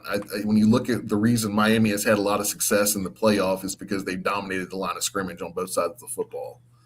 So if they can continue to do that in this game, that's going to give them a really good chance of making it competitive. But when you look at what Indiana's been able to do, I mean, they've really – it's almost like, they've studied so well that they just kind of know what's coming. They never feel like they're panicking. They never feel like they're out of position. And when you're sound fundamentally and when you're sound with the game plan, it's really hard to beat if you've got at least enough bodies to physically compete with the other team. Yeah, I agree. And I think it was maybe in Prometheus earlier in our chat. It's a great point. People look at Cignetti and what he's done. This is a one-off. All right. What he's done is capture a lot of the Nick Saban aura that he, was schooled with as a Saban disciple. People think immediately that it's just going to turn into Indiana and all these other places. And this is just a unique, it's to this day, Brian, I think it's the most unique and special coaching job I've seen in any sport in my lifetime, especially at a place like Indiana, which is the all-time losingest program in Division I history. It's amazing.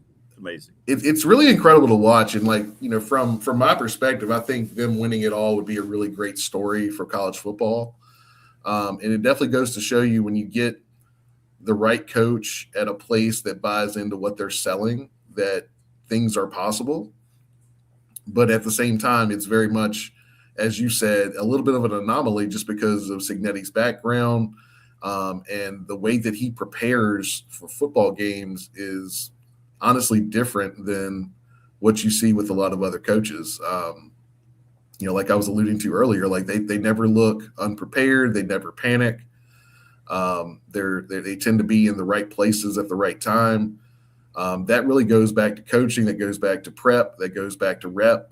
I mean, everything that they're doing it at such a high level that, the stars that came from the on-3s and the 2-4-7 start to matter a little bit less. Because as long as you've got guys in the trenches that can match up physically, everywhere else, the differences aren't that big. So when you can do things like that and you're well coached and you're prepared and nothing that you see on game day puts you in a spot where you're panicking, you can be in a lot of football games. Yeah, that's the thing. If you beat them, you earn it, right? Yeah. There's no them handing you anything. There's no you get lucky. If you step down, you beat Indiana and Kurt Cignetti, you've earned it. So if Miami walks out there holding up the trophy, man, it's going to be one of the most satisfying, well-rounded wins we've seen from a national champion, because that Indiana team to me looks like they won't lose. But then again, you never know. That's why we play the games, right? That's why we play the game. Indiana won't beat themselves. I'll say that much. If Miami goes out there and wins, it's because they were the better football team on that day. Well, what do you guys now? You're getting cranked up again. I know you were holding off, you guys at the Boundary Corner, a little bit for recruiting we've been trying to wait for this transfer portal to shake out. Hopefully, we get a Grunk announcement maybe today or tomorrow. We are going live tomorrow night. We'll be talking a whole lot of transfer portal. We'll run through some of these guys, some of the tape that we've looked on them, kind of what they did at their previous stops. So I'm excited for it. Like I said, hopefully we'll get the crown jewel jumping in the class here in the next day or two. But otherwise, we're gonna treat it as he's in the boat, and we'll talk about him as well. It feels like it'll be today, if nothing else, because you have to think about these things. Virginia immediately announced Pabula, last night when he signed, and these other schools are doing it within the hour. You would feel like now you would want to go ahead and do that to kind of steal the headlines away, because everybody's buzzing about Virginia's announcements. Maybe the timing of it pays off. I don't know. Yeah, I mean, and you can see Franklin's vision here, because when you look at the guys that he's bringing in, there's not a lot of 1-year rentals, right? These are guys that he's preparing this team to be competitive in 2026, but this team could really be really good if these guys develop in the next year for 2027. So I think that's kind of the vision that he's having now, is that you get enough guys in the building that are highly rated, can compete at a high level right out the gate. But if you get any development in them pretty quickly, they've got enough eligibility left where you could really have something special in 2027.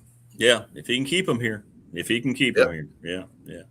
Well, so when you guys going on here, let people know where they can find you. The quartet at Boundary That's Corner. right. That's right. Yeah, we're going to have a full boat tomorrow night. You can go to boundarycornervt.com, check out all of our episodes there. And, we'll be live on YouTube, on X, and on Instagram tomorrow night. So check us out there, Boundary Corner on X and Boundary Corner VT on the gram.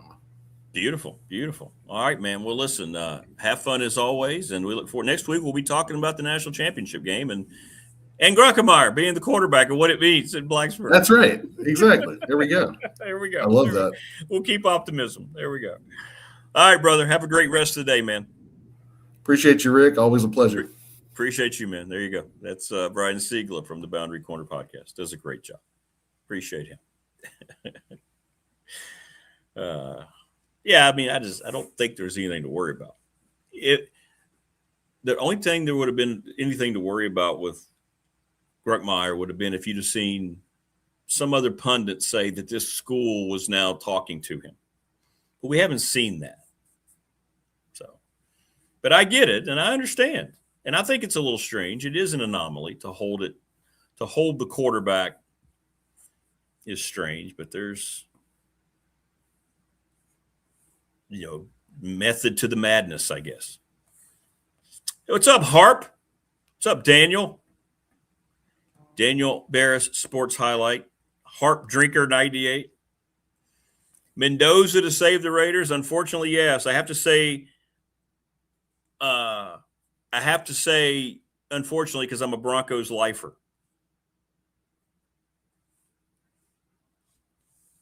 So there you go.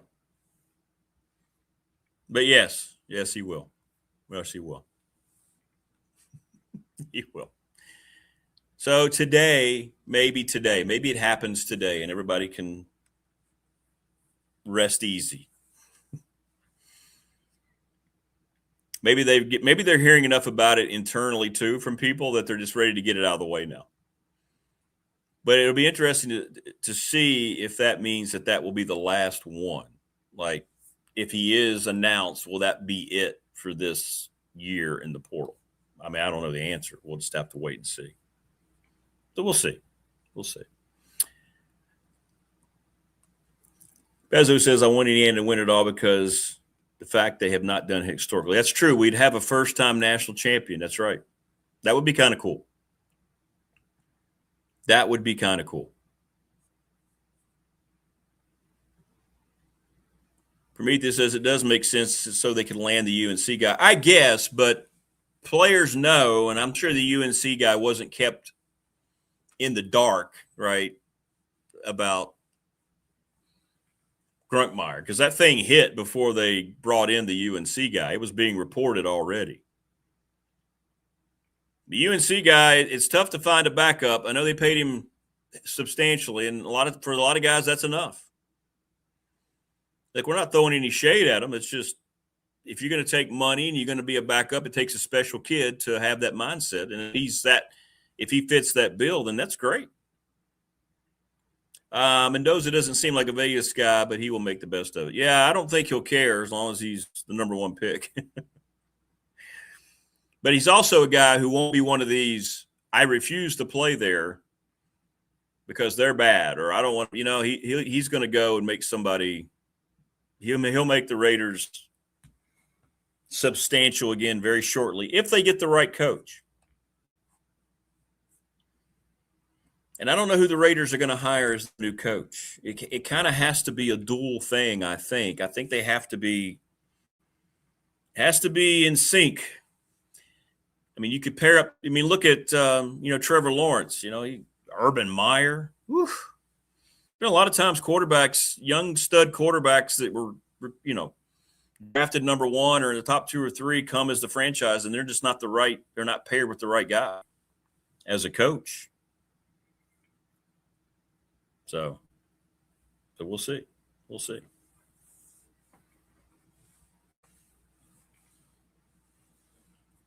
I don't know what the Steelers. I think the Steelers have to figure out what they're going to do with Mike Tomlin, or what Mike Tomlin's going to do with the Steelers. I don't know who else you get, but the postseason failures won't be tolerated, I don't think, any longer. I mean, they weren't competitive last night, and they had a lot of gifts handed to them by C.J. Stroud early in that game with the turnovers. So I don't know, Pezzo. I think there's a lot they got to figure out there. A lot they have to figure out there. So I don't know. And I don't know who the Raiders are going to get out in Vegas. I don't think Harbaugh's an option. Maybe Stefanski. He'd be good. I know they interviewed Vance Joseph. Ugh. Look, I like Vance Joseph, the Broncos defensive coordinator. He was a horrible head coach. He was unorganized. He looked lost on game day. You know, sometimes guys are just good coordinators. That's what Tech's hoping with Brent Pry. It's the same thing, right? He was an absolutely miserable head coach. Didn't know how to run a program. Didn't evaluate very well. But his niche is as a defensive coordinator. And I think some of these guys get pushed in the NFL. I know there's not a lot of quality coaches for all these openings, but guys will have a good year or two as a coordinator, and all of a sudden they're immediately head coaches. Sometimes it works out. It's worked out for the Bears. It's worked out for the Seahawks. But a lot of times guys are just good coordinators. I do not have – no, I do not have, nor have I ever had, a Trevor Lawrence poster above my bed, even with those amazing golden locks.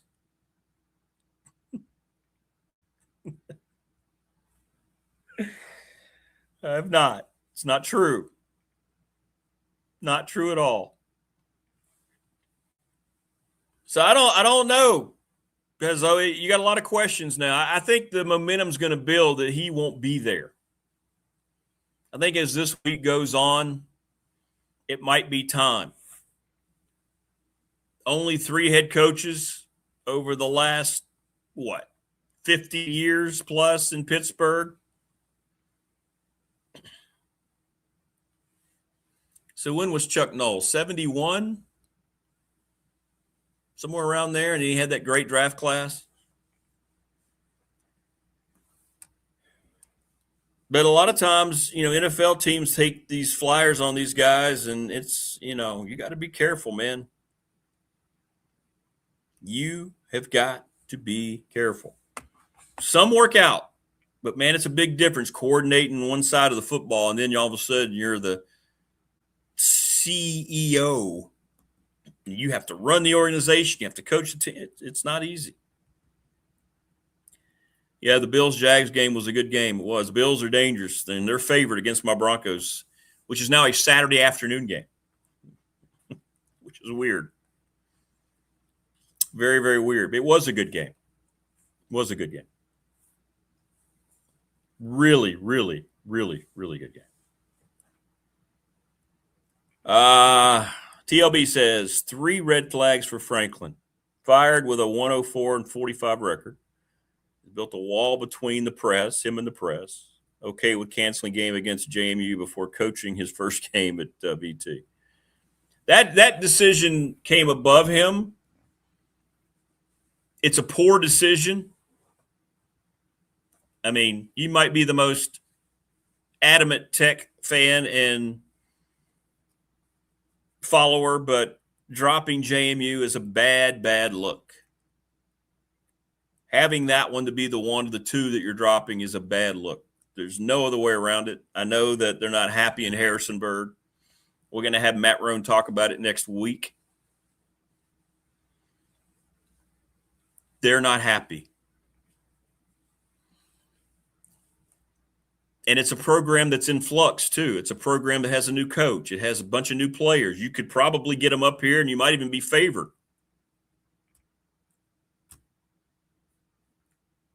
But playing VMI, if you're going to have an in-state game, you're also playing ODU one more year, right, next year. I understand why they had to keep the Maryland game. You can't drop the Maryland game. But that probably wasn't his call. That was probably already in the works before he got there. So I won't put that one on him. Yeah. My crystal ball on where Franklin and Tech will be in 5 years. Ooh. Well, they'll be better next year, given the schedule. I think they'll be better. I think I don't know. I hate to say they'll qualify for a bowl. The bowls don't matter anymore. I think you'll see progress.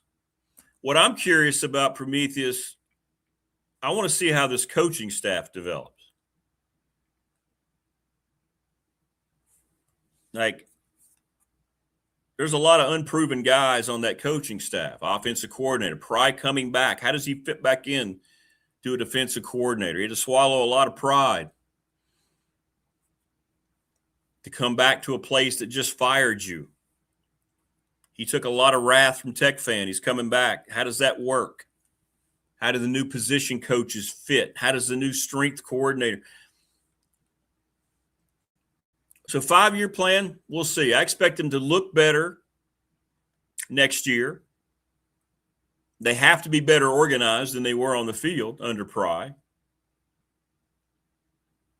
Do I expect a major national push? No. I mean, I'm just being honest. Keep this in mind, too. When you're making 5-year plans, the league's not going to look the same. Like, Tech's conference may also change. Matter of fact, it will change.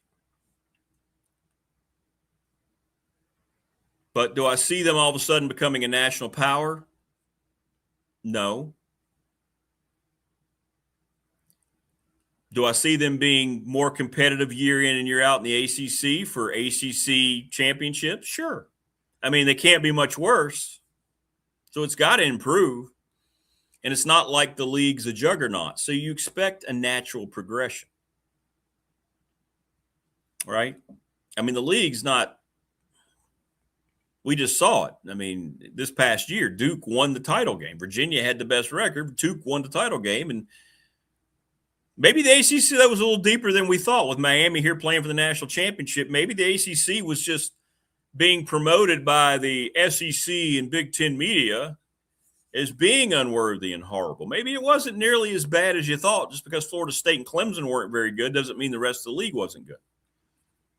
I mean, there is that possibility, right? I mean, the ACC is one of the 2 teams playing for a national championship on Monday. So maybe the league wasn't as bad that we thought, right? Maybe it was – this is what I've been talking about, the media and the brainwashing. The SEC, ESPN, and all those people, they're so far superior. Well, were they? The bowl record doesn't say they were. The playoff record doesn't say they were. But here's an ACC team that didn't even play in its title game playing for a national championship. So maybe this league doesn't suck after all.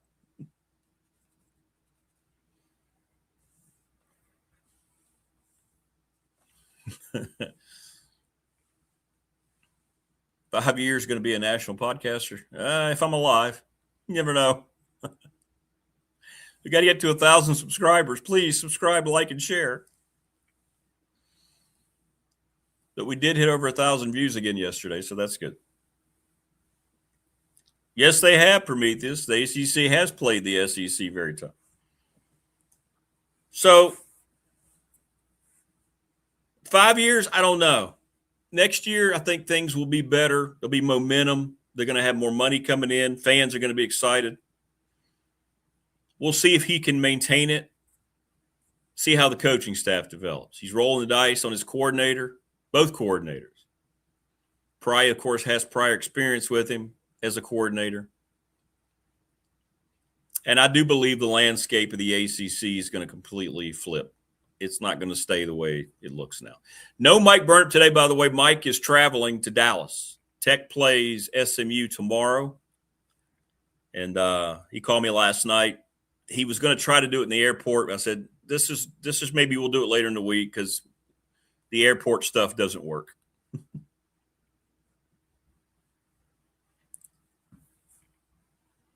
ACC needs to drop Cal and Stanford, 100%. It was a stupid move when it happened. It's not made any sense whatsoever. SMU has fit in nicely. You want to keep them and their money and the fact that they're competitive and everything. But Cal and Stanford, even though they're both better basketball-wise, football-wise, the travel, the money, it's ridiculous. Bezos says literally any team left in the NFL playoffs could win it all. Correct. The cream does seem to be rising, although I believe that Houston is the best team in the AFC.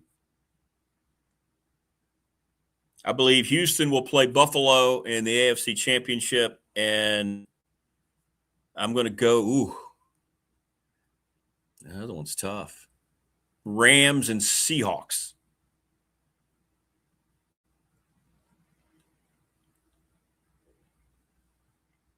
Trevor and Panera, lox and soup.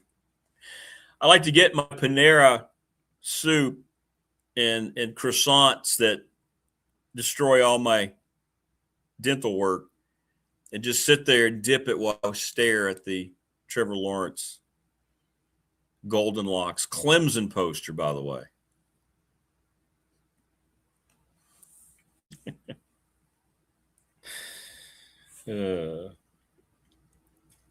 Yes, Rodney, I think so. I think if there are still conferences that are named, it'll be a Big 12 move for Virginia Tech. Use bread for new roofing. Yeah, that didn't go well yesterday. Oh, I'm shocked. But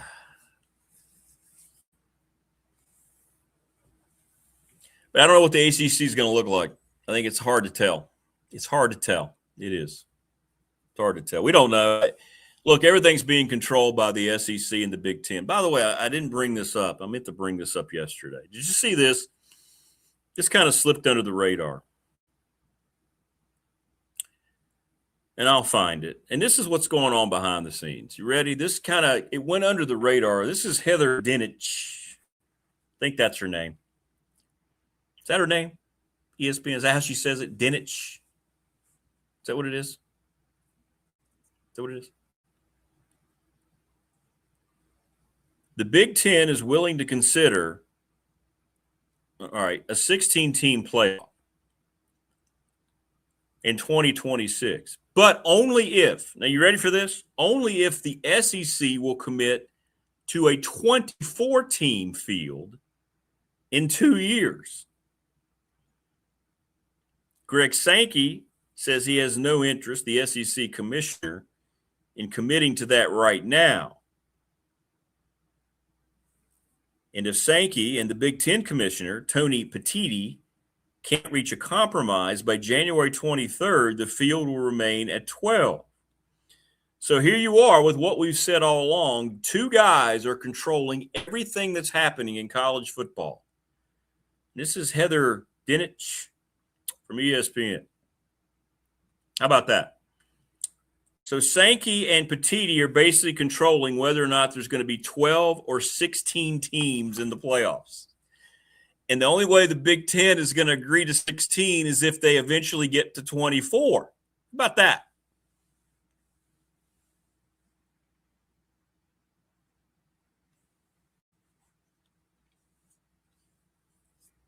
What's up, David Mabry? Did not realize until I read an article that the ACC does not share playoff and bowl money. That's right. Yeah, Miami gets to keep it. Miami gets to keep every bit of it.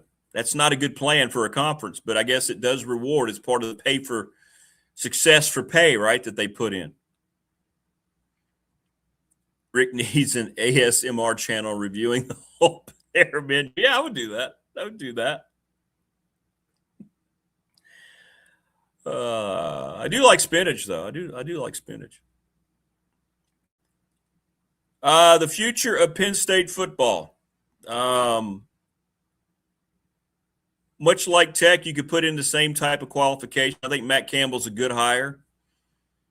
I think they recovered nicely. They were getting criticized by everybody nationally why it took so long. I think Matt Campbell was the guy who kind of snuck in there and was much like with Grunkenmeyer, the quarterback. I think Matt Campbell was kind of a quiet lean to go to Penn State. I think it's a good hire. I think it was a hire they needed to have. It's tough to win there. But I will say this. He's going to have more resources than he's ever had in his coaching career. So if he's going to take the next step, he's at the place to do it. Here's the only caveat I'll say about James Franklin. And there'll be a lot of Tech fans that don't want to hear this. He will not have resources ever in Blacksburg that he had in Happy Valley. Just read you who's controlling everything in college sports. It's the Big Ten and the SEC. And he's never going to recruit as much talent in Blacksburg that he had at a blue blood like Penn State. Doesn't mean he can't win, but I've seen a lot of people say he's going to bring the same type of talent year in and year out, and that's not going to happen. It's like any other coach who leaves a blue blood, goes somewhere else. You have to figure out ways to get it done with different types of players because you're not always going to have the dreaded star equivalent to your recruits. Maybe Louise Baker could broker a Panera sponsorship deal. Yeah.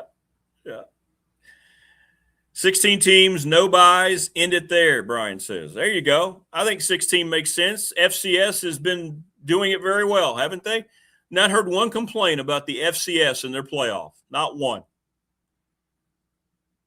If Jamie ever makes the playoffs again, they get to join the ACC. There you go. I like that, Joseph. Rita says it's good we don't play Ohio State, Michigan, and Oregon. True. But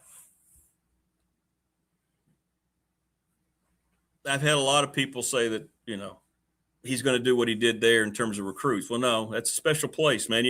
And I know for some reason that I guess I understand why they fired the coach that Tech hired. So Tech fan and Penn State fan are comparing everything that they're doing when really it's kind of apples and oranges, but I get it. But it won't be the same type of long-term. I mean, you just show up somewhere as the Penn State head coach, you already have an amazing advantage. That's what made what Frank Beamer did here so unique. He had turned Virginia Tech into that. Can that happen again? Sure, maybe, not to that degree. Not with what has happened in the evolution of college athletics, though. Not in what, and I don't know how it's going to look. You may start to put in a program one way, and then all of a sudden the rules are going to change and everything. We don't know. We just don't know. But there aren't a lot of people that feel like there's going to be a change over the next 3 years, at least, in terms of the money and buying players and all this nonsense, the free agency.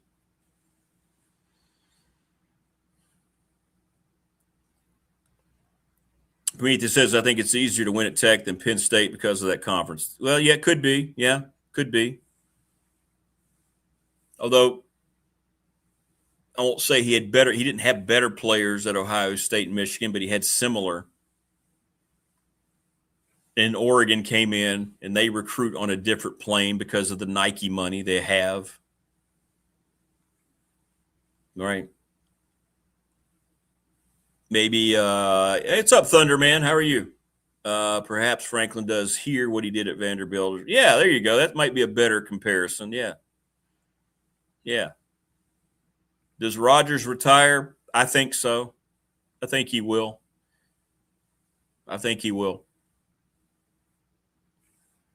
I don't disagree. I don't disagree at all, Prometheus. People don't want to hear it. I'm sorry. ESPN doesn't want to hear it. And all the crotch gobblers of the SEC that in the media, but the Big Ten is the best conference. I think it is too. SEC did not put its results where its mouth is. Just look at the postseason, last 2 years. Look at the bowl record. And, hey, everybody's going to say, well, you can't look at bowl records because so many guys are transferring. Hey, look, all we've ever been told here in ACC country is that SEC second and third teamers are better than most team starters. So, hey, so which is it, SEC fan? It's because they're losing players like everybody else. Shouldn't they be able to immediately put a guy in there that's just as good or better? It's what we've been told. It's what the ESPN tells you. It just means more.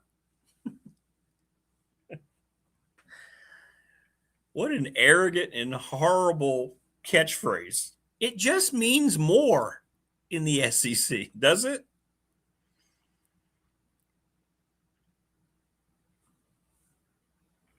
You mean because the last 3 years no SEC teams played for a national title? It just means more. I'll never get a seat beside Kirk Herbstreit talking like that. Darn.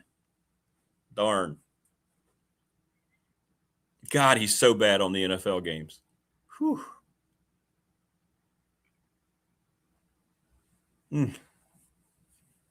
But I will say the ACC was clearly a lot better than people gave it credit for, even, us here on the program. Eric says Rogers is cooked. What's up, Eric? Please subscribe, like, and share our channel. I think so. I think he's gone. And I think Mike Tomlin's going to be gone. I mean, he's had immense success. He's got a Super Bowl, never has had a regular season where he's had a losing record. But the postseason records that I've seen, I didn't realize that. I guess you kind of lose track of the failures postseason after postseason. I think Pittsburgh's going to go under a big revamp. And I don't know what it's going to look like. But I think they're going to have to now. It feels like they're really going to have to change everything that they're doing in Pittsburgh. And I don't know who the young quarterback's going to be. I don't know who it's going to be. Because they're not going to be in a situation where they're going to be able to draft and say, here's our new franchise guy. So we'll see, man. I mean, he's done a great job, and he's survived a lot of years, but that postseason record can't be ignored anymore. Thunder says what the SEC is finding out is that the playing field is leveled. Correct, when everybody's starting to pay players. SEC doesn't appear to be walking on water at the moment, and yet they continue to act like they don't recognize that, Thunder, and you're 100% correct. It's almost like they don't recognize, oh, wait a minute, everybody's got money, or, people have enough money to sign good players now. Of course that's going to even things out. Does Will Howard get a shot in Pittsburgh? It's hard to say, given we'll have to wait and see what they do for a coach, right? Can't be Rodgers at 42 going back out there.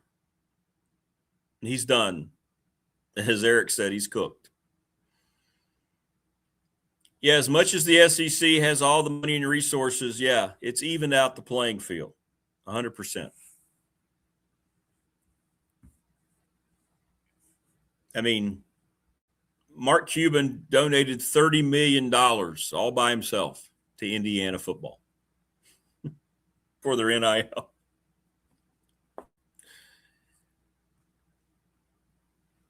This is not what we grew up with, to say the least. But the SEC can't go through the same marketing plan, can it? It can't.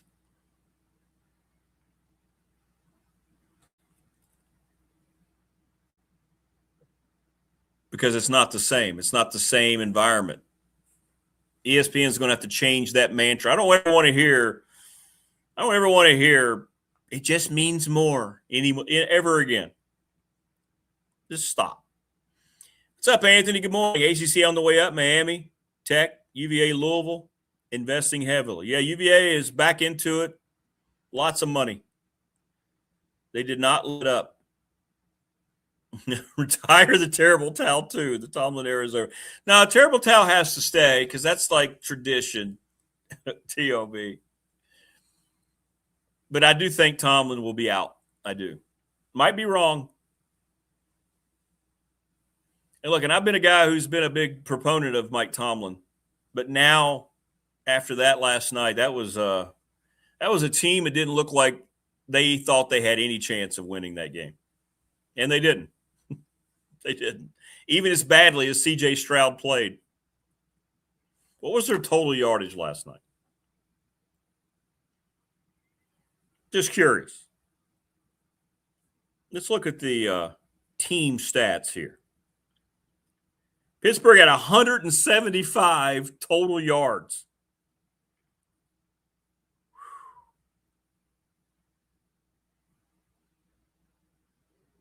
Wow.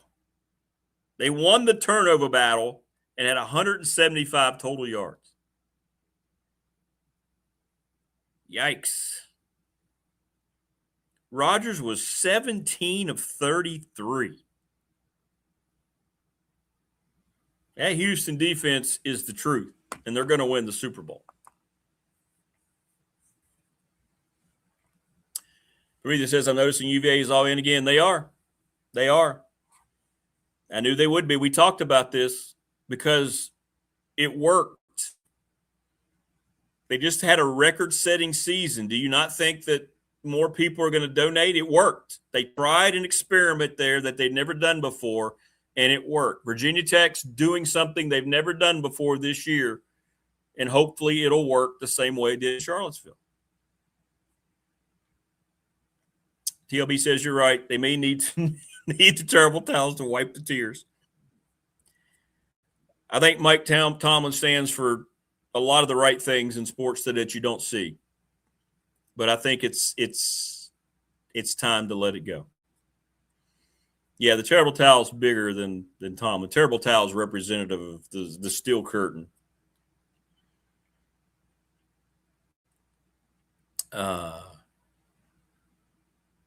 The greatest, you know how you see all these posters and signs, the greatest sign ever was the steel curtain sign in the 70s of the Steeler heyday. The artist had that defensive line with L.C. Greenwood, the white,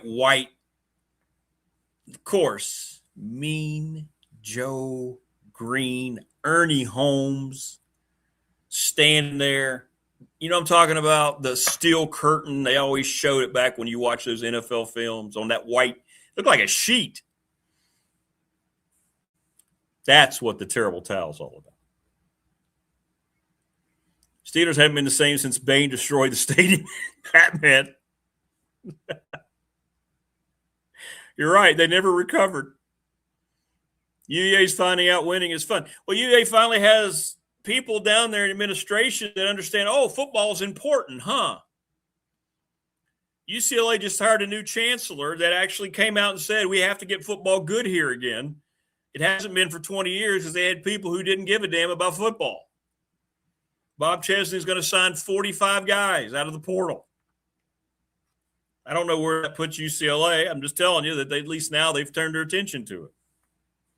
Absolutely he will. 100% TLB. Mike Tomlin will be a first ballot Hall of Famer. He should be. Absolutely. Could not agree more. Hit us up, by the way, on all of our wonderful sponsored communication outlets. Family Fencing, where you can see me broadcasting here every day. Family Fencing Studios, thanks to Jason Green. FamilyFencingNRV.com. You're the best. No burn up today because he's at the airport getting ready to board a plane to Dallas as we speak. McClellan Chiropractic, sponsor of our chat room. Thanks to Mark, right off of Peppers Ferry Road.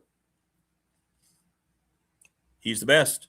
Ready, Set, Fun, ReadySetFun.com. Bob Christ 11 at Gmail. Reach out to him to raise money for your organization. Professional Door Incorporated, Travis Williams up in Dublin, sponsor of our text line, 3910788. Love hearing from people all day. Residential, commercial garage doors, family and operated 38 years. You won't find a better boss than Travis Williams. National Bank member FDIC, the exclusive banking partner of this program. I've been my bank for 35 years. Never had a negative experience there. I may have had some negative things happen, but never because of them. They've always helped me out. They're the best. Question this week for the attorney Ryan Pryor, BDST fan question. Who's going to win the game on Monday? We'll have the result Friday. 701 West Main Street in Radford, Trust and Estate Planning. Little River Heating and Air. Thanks to Charles Lee, 1095 Radford Street in Christiansburg, 553-2971. Don't mess with it. Just call the experts, Little River Heating and Air. And thanks to Pulaski County Sports and Entertainment for everything. Morris, by the way, thank you so much for your contribution. Just saw that. You didn't have to do that. Thanks to Tim Miller, and thanks to everybody there, Pulaski County Sports and Entertainment. Thanks to James Lawson, Mobile Home Supply since 1997. 540-381-8011, and the NRV Super Bowl 382-5525. They've been around for 25 years. But thank you, Morris. If you're still here, thank you. You didn't. That's very nice of you. Very nice of you.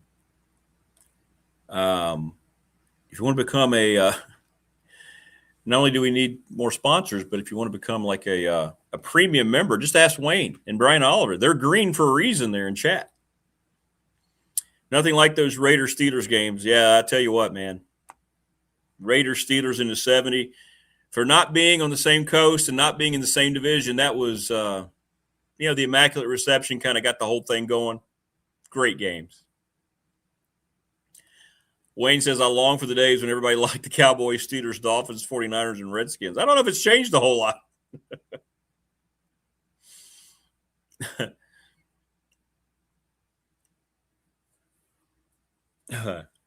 But help us hit 1,000. We're trying to climb here. I got the latest report from YouTube, and they are still tickled to death over everything that we're accomplishing from our views and our rewatches of the show yesterday. 680 some rewatches as the day went on. That's awesome. All right, David, I'm with you, brother. I'm a Broncos lifer. You see it behind me, Randy Gradishar, the old Bronco plate. You're from Italy. Wow. Got our work cut out for us Saturday afternoon against those Bills. Yeah. Josh Allen, the team you wanted him to draft. He wanted to be drafted by. Yep. When you're a premium member, Rick delivers Panera to your door once a week. Yeah, I mean, it's the sacrifice I make for you, the best listening audience on YouTube. Yeah, go Broncos, David. I'm with you, man. Thunderman says, if Miami happens to win on Monday, imagine that a team couldn't win the ACC was capable of winning the Natty. Exactly. The ACC was better than we thought. They were. I'll tell you what. Here's what should give Tech fan, a lot of optimism, too, about the hiring of James Franklin. Look at teams in the ACC. They did a good job of hiring coaches. I wasn't sure about Manny Diaz, but he was a real good hire for Duke. The Washington State coach at Wake Forest. What a great hire. It took a little while for Tony Elliott to kick in. We'll see if he can do it long term because he's going to get that opportunity. But when the chips were down, he made it happen. Tech didn't succeed with their hire, but now maybe they have. You look across the league, Cristobal, it's taken him a while, but now he's there. Norvell, not so much at Florida State. Jeff Brom at Louisville, knocked it out of the park. I know they collapsed, but that program's been a lot better than really Louisville deserves to be. Belichick, yeah.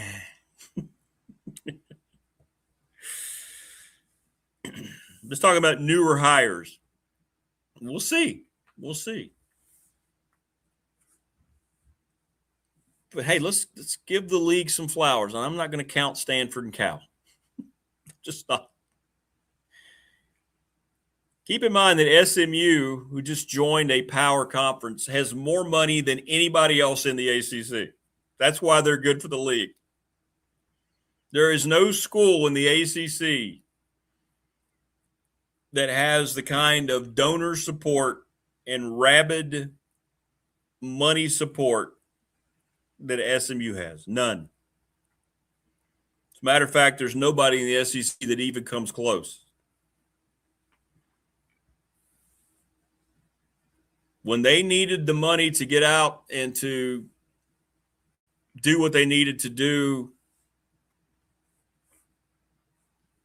their goal, I think they needed at the time, and these numbers may not be right, like 180 million, and they were giving it, a month or so. They had triple that in like 2 weeks.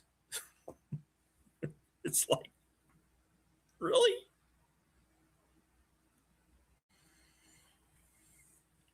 But Cal and Stanford, disaster. Hey, there's another Broncos fan. Danger John from Australia. Wow, look at that. International Broncos fans. I hope the international vibe helps this coming Saturday afternoon because they're going to need it. Texas oil money indeed, Brian Oliver. Indeed. Many of those grads have graduated right into the oil business. Absolutely. Look at all the richest programs across the country. How many of the Texas programs do you throw in there, right?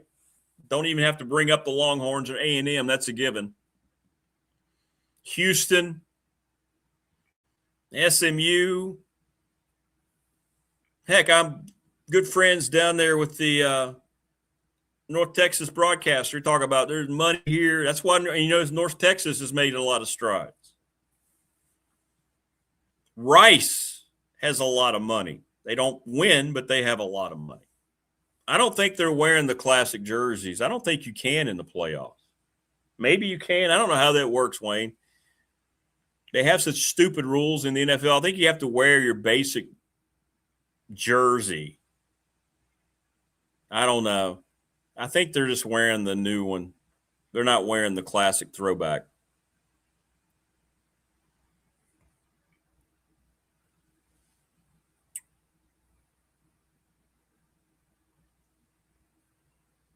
I did, Joseph. I did. I didn't get the news that I was hoping for from my my insurance assessor. They're going to cover for repairs, not for a new roof, which now you have to find somebody that's going to fit under that budget, and nothing's going to match the way it's supposed to. Very disappointing. If anybody has any roofing ideas, anybody I can send over here. So I waited around all day, and they did get the area patched late yesterday afternoon. Frustrating start to the week, to say the least. But it is what it is. But hey, the new washer and dryer worked great.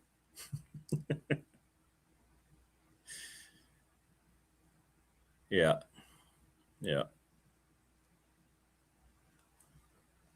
Yep. And, I talked to the assessors from my company. They seem to be really understanding. They give you all we could see it from the road just driving up here. I'm like, yeah, it's pretty bad. I think I'm going to need a new one. Had someone look at it and say, yeah. And then they come down and they were here, and then I got it late afternoon, got their report. I'm like, really? Really? And now, you're going to patch it, and you're going to get it, put Band-Aids on it, and then a year from now, we'll have the same problem again. And you can't put in a claim for the same problem, right? So then it's going to come out of pocket.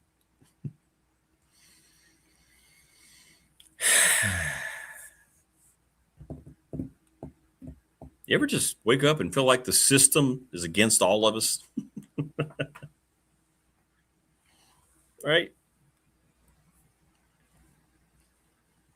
But anyway,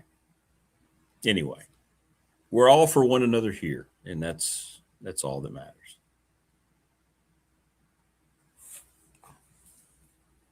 But thank you, Morris. I don't know if Morris is still around, but I got to thank you.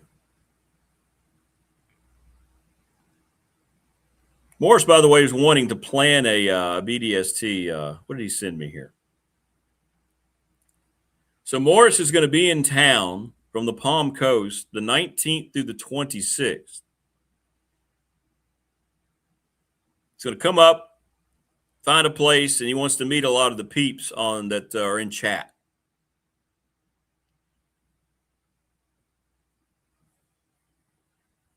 That would be pretty cool. So we'll figure that out with Morris. I think he's up here the 19th to the 26th. That's what I'm thinking. That could be bowl night, couldn't it? We could get the Super Bowl involved. Have Wayne stop by and adjust you up. I hear he will bring a Panera bread loaf too.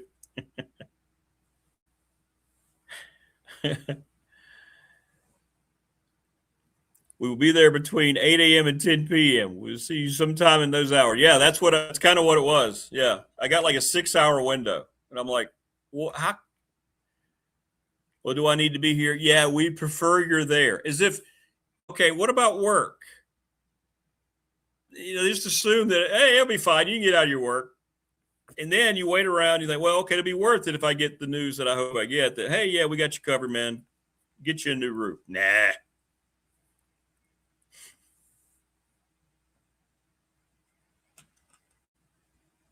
Yeah, exactly. Exactly. What's up with these time frames?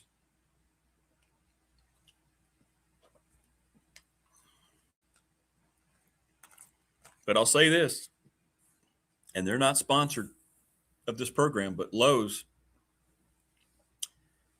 they said, hey, we'll have it out there. What time do you need it out there? Well, preferably as early as possible. All right. I got a call at 9. Boom. They had that thing installed and done by 10:15. My washer and dryer. Morris says to take a poll on where to meet for his excursion into the valley.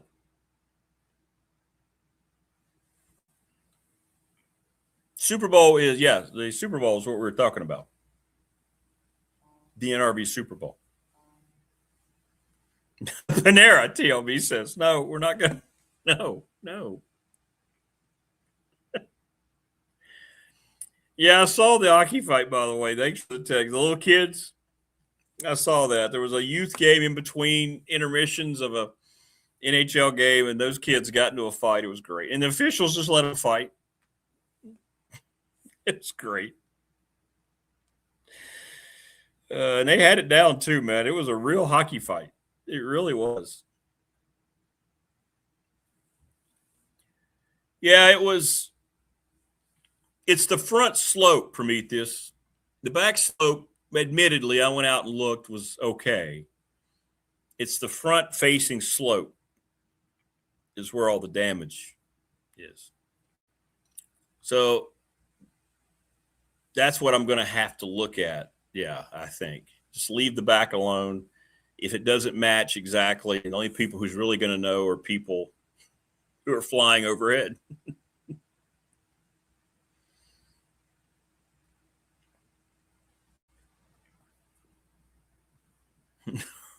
Roots for veggie pregame. No. Boris says, and the date, probably start there. I'll sponsor 2 drink tickets and appetizers. Wow. Yeah, we'll have to figure that out. I'll have to look at my basketball schedule more closely, too. I know I'm bad for the next weekend, though, because I'm traveling. That's the dual South Carolina travel, Charleston and Clinton.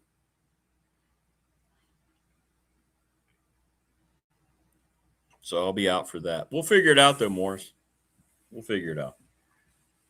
But, yeah, I think that's probably what I'm going to have to do, Prometheus. It's just going to have to be the whole front slope and do the best I can matching it. And maybe that price will fall into the number they gave me. So, yeah.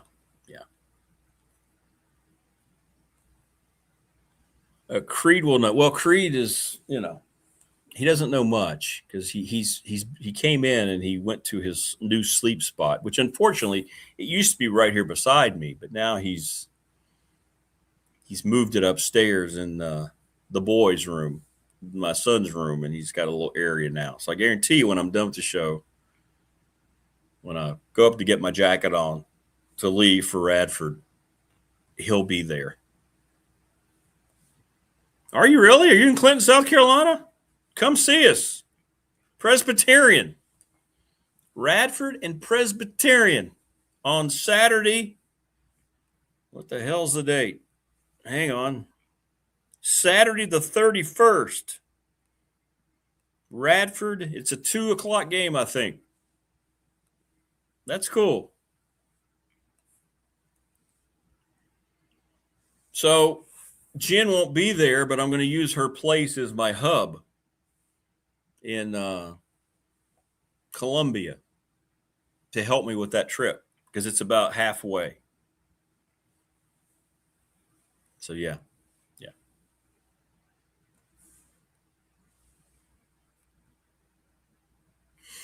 Sounds like you get Marva's ghost on the roof to fix damaged house.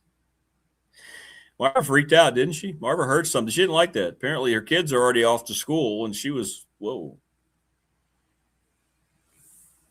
You have weird stuff that happens, right? So I have action figures here from, my kids and football players and stuff like that. So I have one up here. Yeah, that's true. We can throw a party at Jen's house. I'll have the code. We can just, we can tear it up. She won't be there to yell at us. So Creed's way of telling me to take a shower. Well, could be.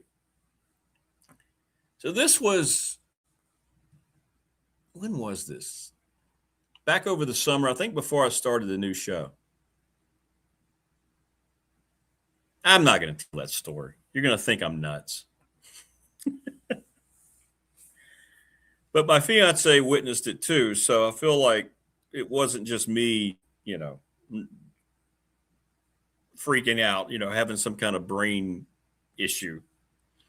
But anyway, there's a figure up it sits up here on the upper left of the show.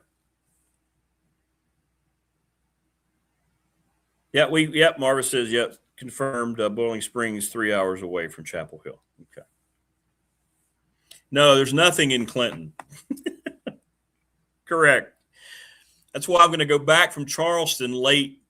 We play Thursday against CSU. Her place is a little over 2 hours from Charleston, so I'm just going to drive to her place, crash there, spend the day in Columbia. I've kind of always wanted to hang around Columbia for a day. And she's about an hour and 45 minutes away from Greer. And I might go to Greer, South Carolina. And you say, why would you go to Greer? Because one of the podcasts that I watch is the Toy Federation. It's the most well-known toy shop, privately owned shop, probably in the Southeast, maybe in the country, called Toy Federation. And they're in Greer. And I might drive that day that I have in Columbia. I might drive from Columbia to Greer, hang out there, come back, crash, and then go to Clinton the next day.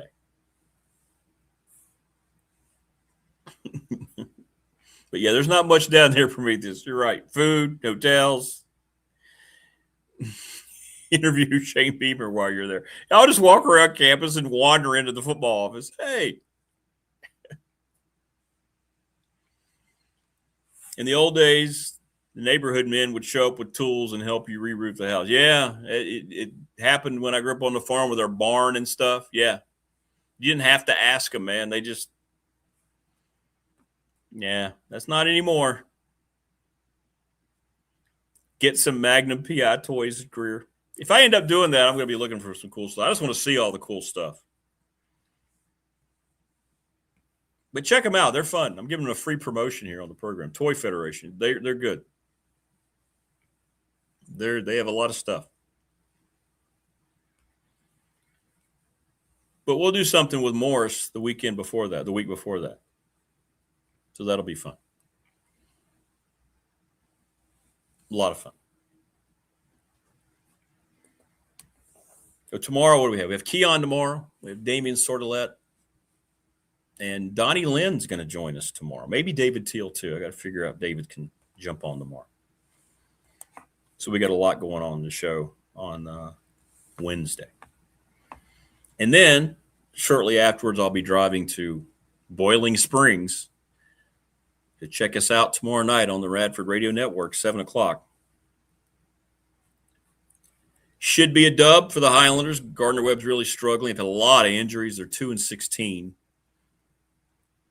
It's one of those, it's tough to win on the road in conference, but that's one you should be able to go and take care of. Highlanders have to put away what happened to them on Saturday in the second half. UNC Asheville was really good. And Tech, they were able to battle through against Cal, get that win. Maybe they'll pick some momentum up now if they're getting healthier when they go to Dallas. Hey, there's Creed. What you doing, buddy? Oh, boy, what are you doing, bud? People want to see. You want to come up here? Huh? You want to come here? Oh, we might get him. Hang on. Come here, buddy. Hey, we're in kill time mode anyway. Let's see here. Come here. You want to come up here? Come here. Dun, dun, dun. Oh, let's get him up here. Oh, look at that. There he is, folks. You asked for it. You got it. Look how happy he is to be here with me right now. Hey, buddy. What are you doing? Yeah, I know. You want to say something? Yeah? Yeah. There you go. Complete. That's like forcing your kid to take a picture. That's what that was right there. But that's pretty cool, TLB. You mentioned him and he came down. But in any event, he is, man. He is. He's a handsome fella. If you don't know his story, well, back when I was able to jog, I guess it's about 5-6 years ago, I rounded the corner here in my neighborhood. Going to head up the road and run into another neighborhood. And you hate to think about it, but I saw a bag, and somebody had thrown out a bag of kittens. And they were all dead except for one. The bag was moving, and it was him.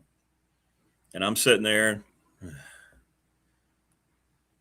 I can't just leave him there. He came out. He was all shivering. And just, I don't know how people can do that. When I said that earlier to Marva about there has to be more intelligent life forms than us. So I just stuck him in my pocket and brought him home. My youngest son was, oh, we got to keep him. We got to keep him. And there he is in all his glory. That's my my goodwill story.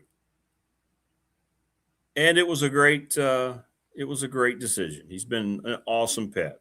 He really is. He's an outdoor guy, indoor guy, stays most of his time outdoors. Loves the family. Has his yard defended, he has it all scoped out. He's cool. But in any event, happy birthday to J.C. Price. By the way, it's J.C. Price's birthday, Coach. I know you watch the show a lot, so happy birthday if you're watching. Hope you land somewhere quickly. And I hope you're feeling better. We're thinking about you.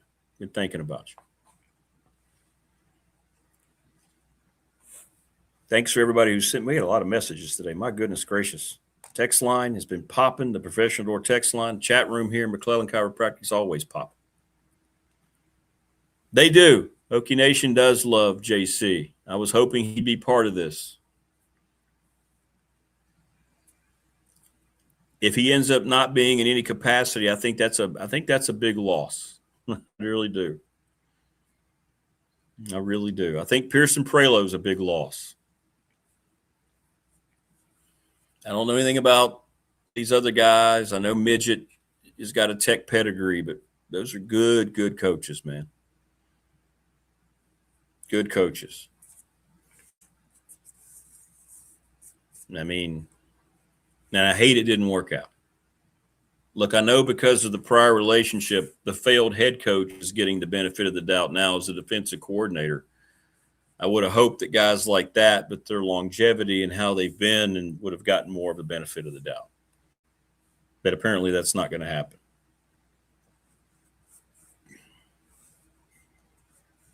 But I don't know if there's one guy in the last 10 years that's more a truer face of Virginia Tech football than J.C. Price.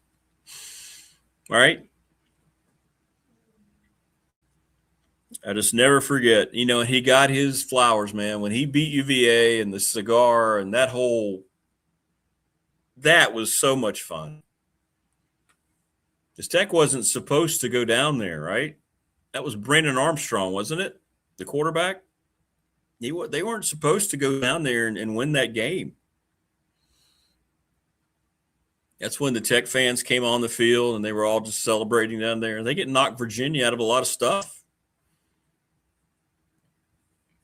And I just never forget him getting rained on. And after he was doused with that cigar, he and his wife came in studio shortly. We talked about all those things. It was great. Definitely Virginia Tech legacy there, man. Virginia Tech royalty, that guy. He was pretty good, though, back for that Sugar Bowl team. Old number 59. Guy was a monster. He wasn't pretty good. He was an absolute monster.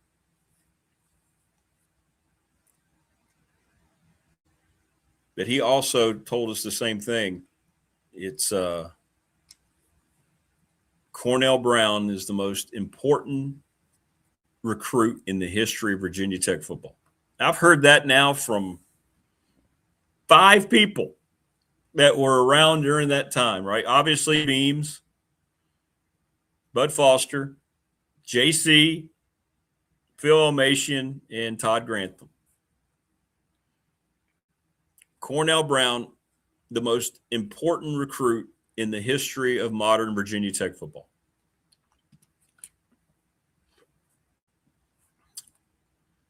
And I remember JC being in the studio talking loudly about that. So Cornell Brown's always going to have that distinction and respect from the people who matter. That turned the corner. What did Coach Omasian say? He looked at him one time.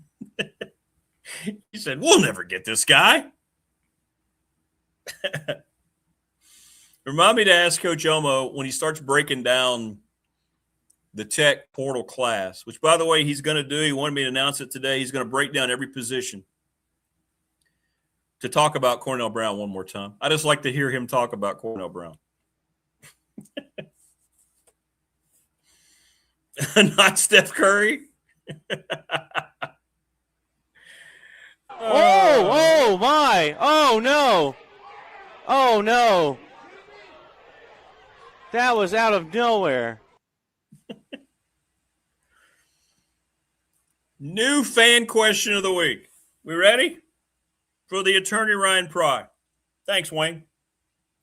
Before we head out, new fan question of the week. What is the worst decision? Whit Babcock telling Kirk Cignetti or his handlers that he thought he was a little too old, or Seth Greenberg telling Steph Curry he wasn't good enough to play at Blacksburg? There is a BDST fan question of the week. Which decision is worse? Send it to me on the text line. We'll discuss. Thanks, everybody. We'll see you tomorrow. We'll slide over the hump. Thanks today to our guests, Marva and Brian Seigla, as always. Make sure you don't miss the Boundary Corner podcast. We'll see you tomorrow on the Wednesday edition, everybody. Be good. Please subscribe, like, and share the program. Please. Got to get those subscribers up. We'll see you tomorrow.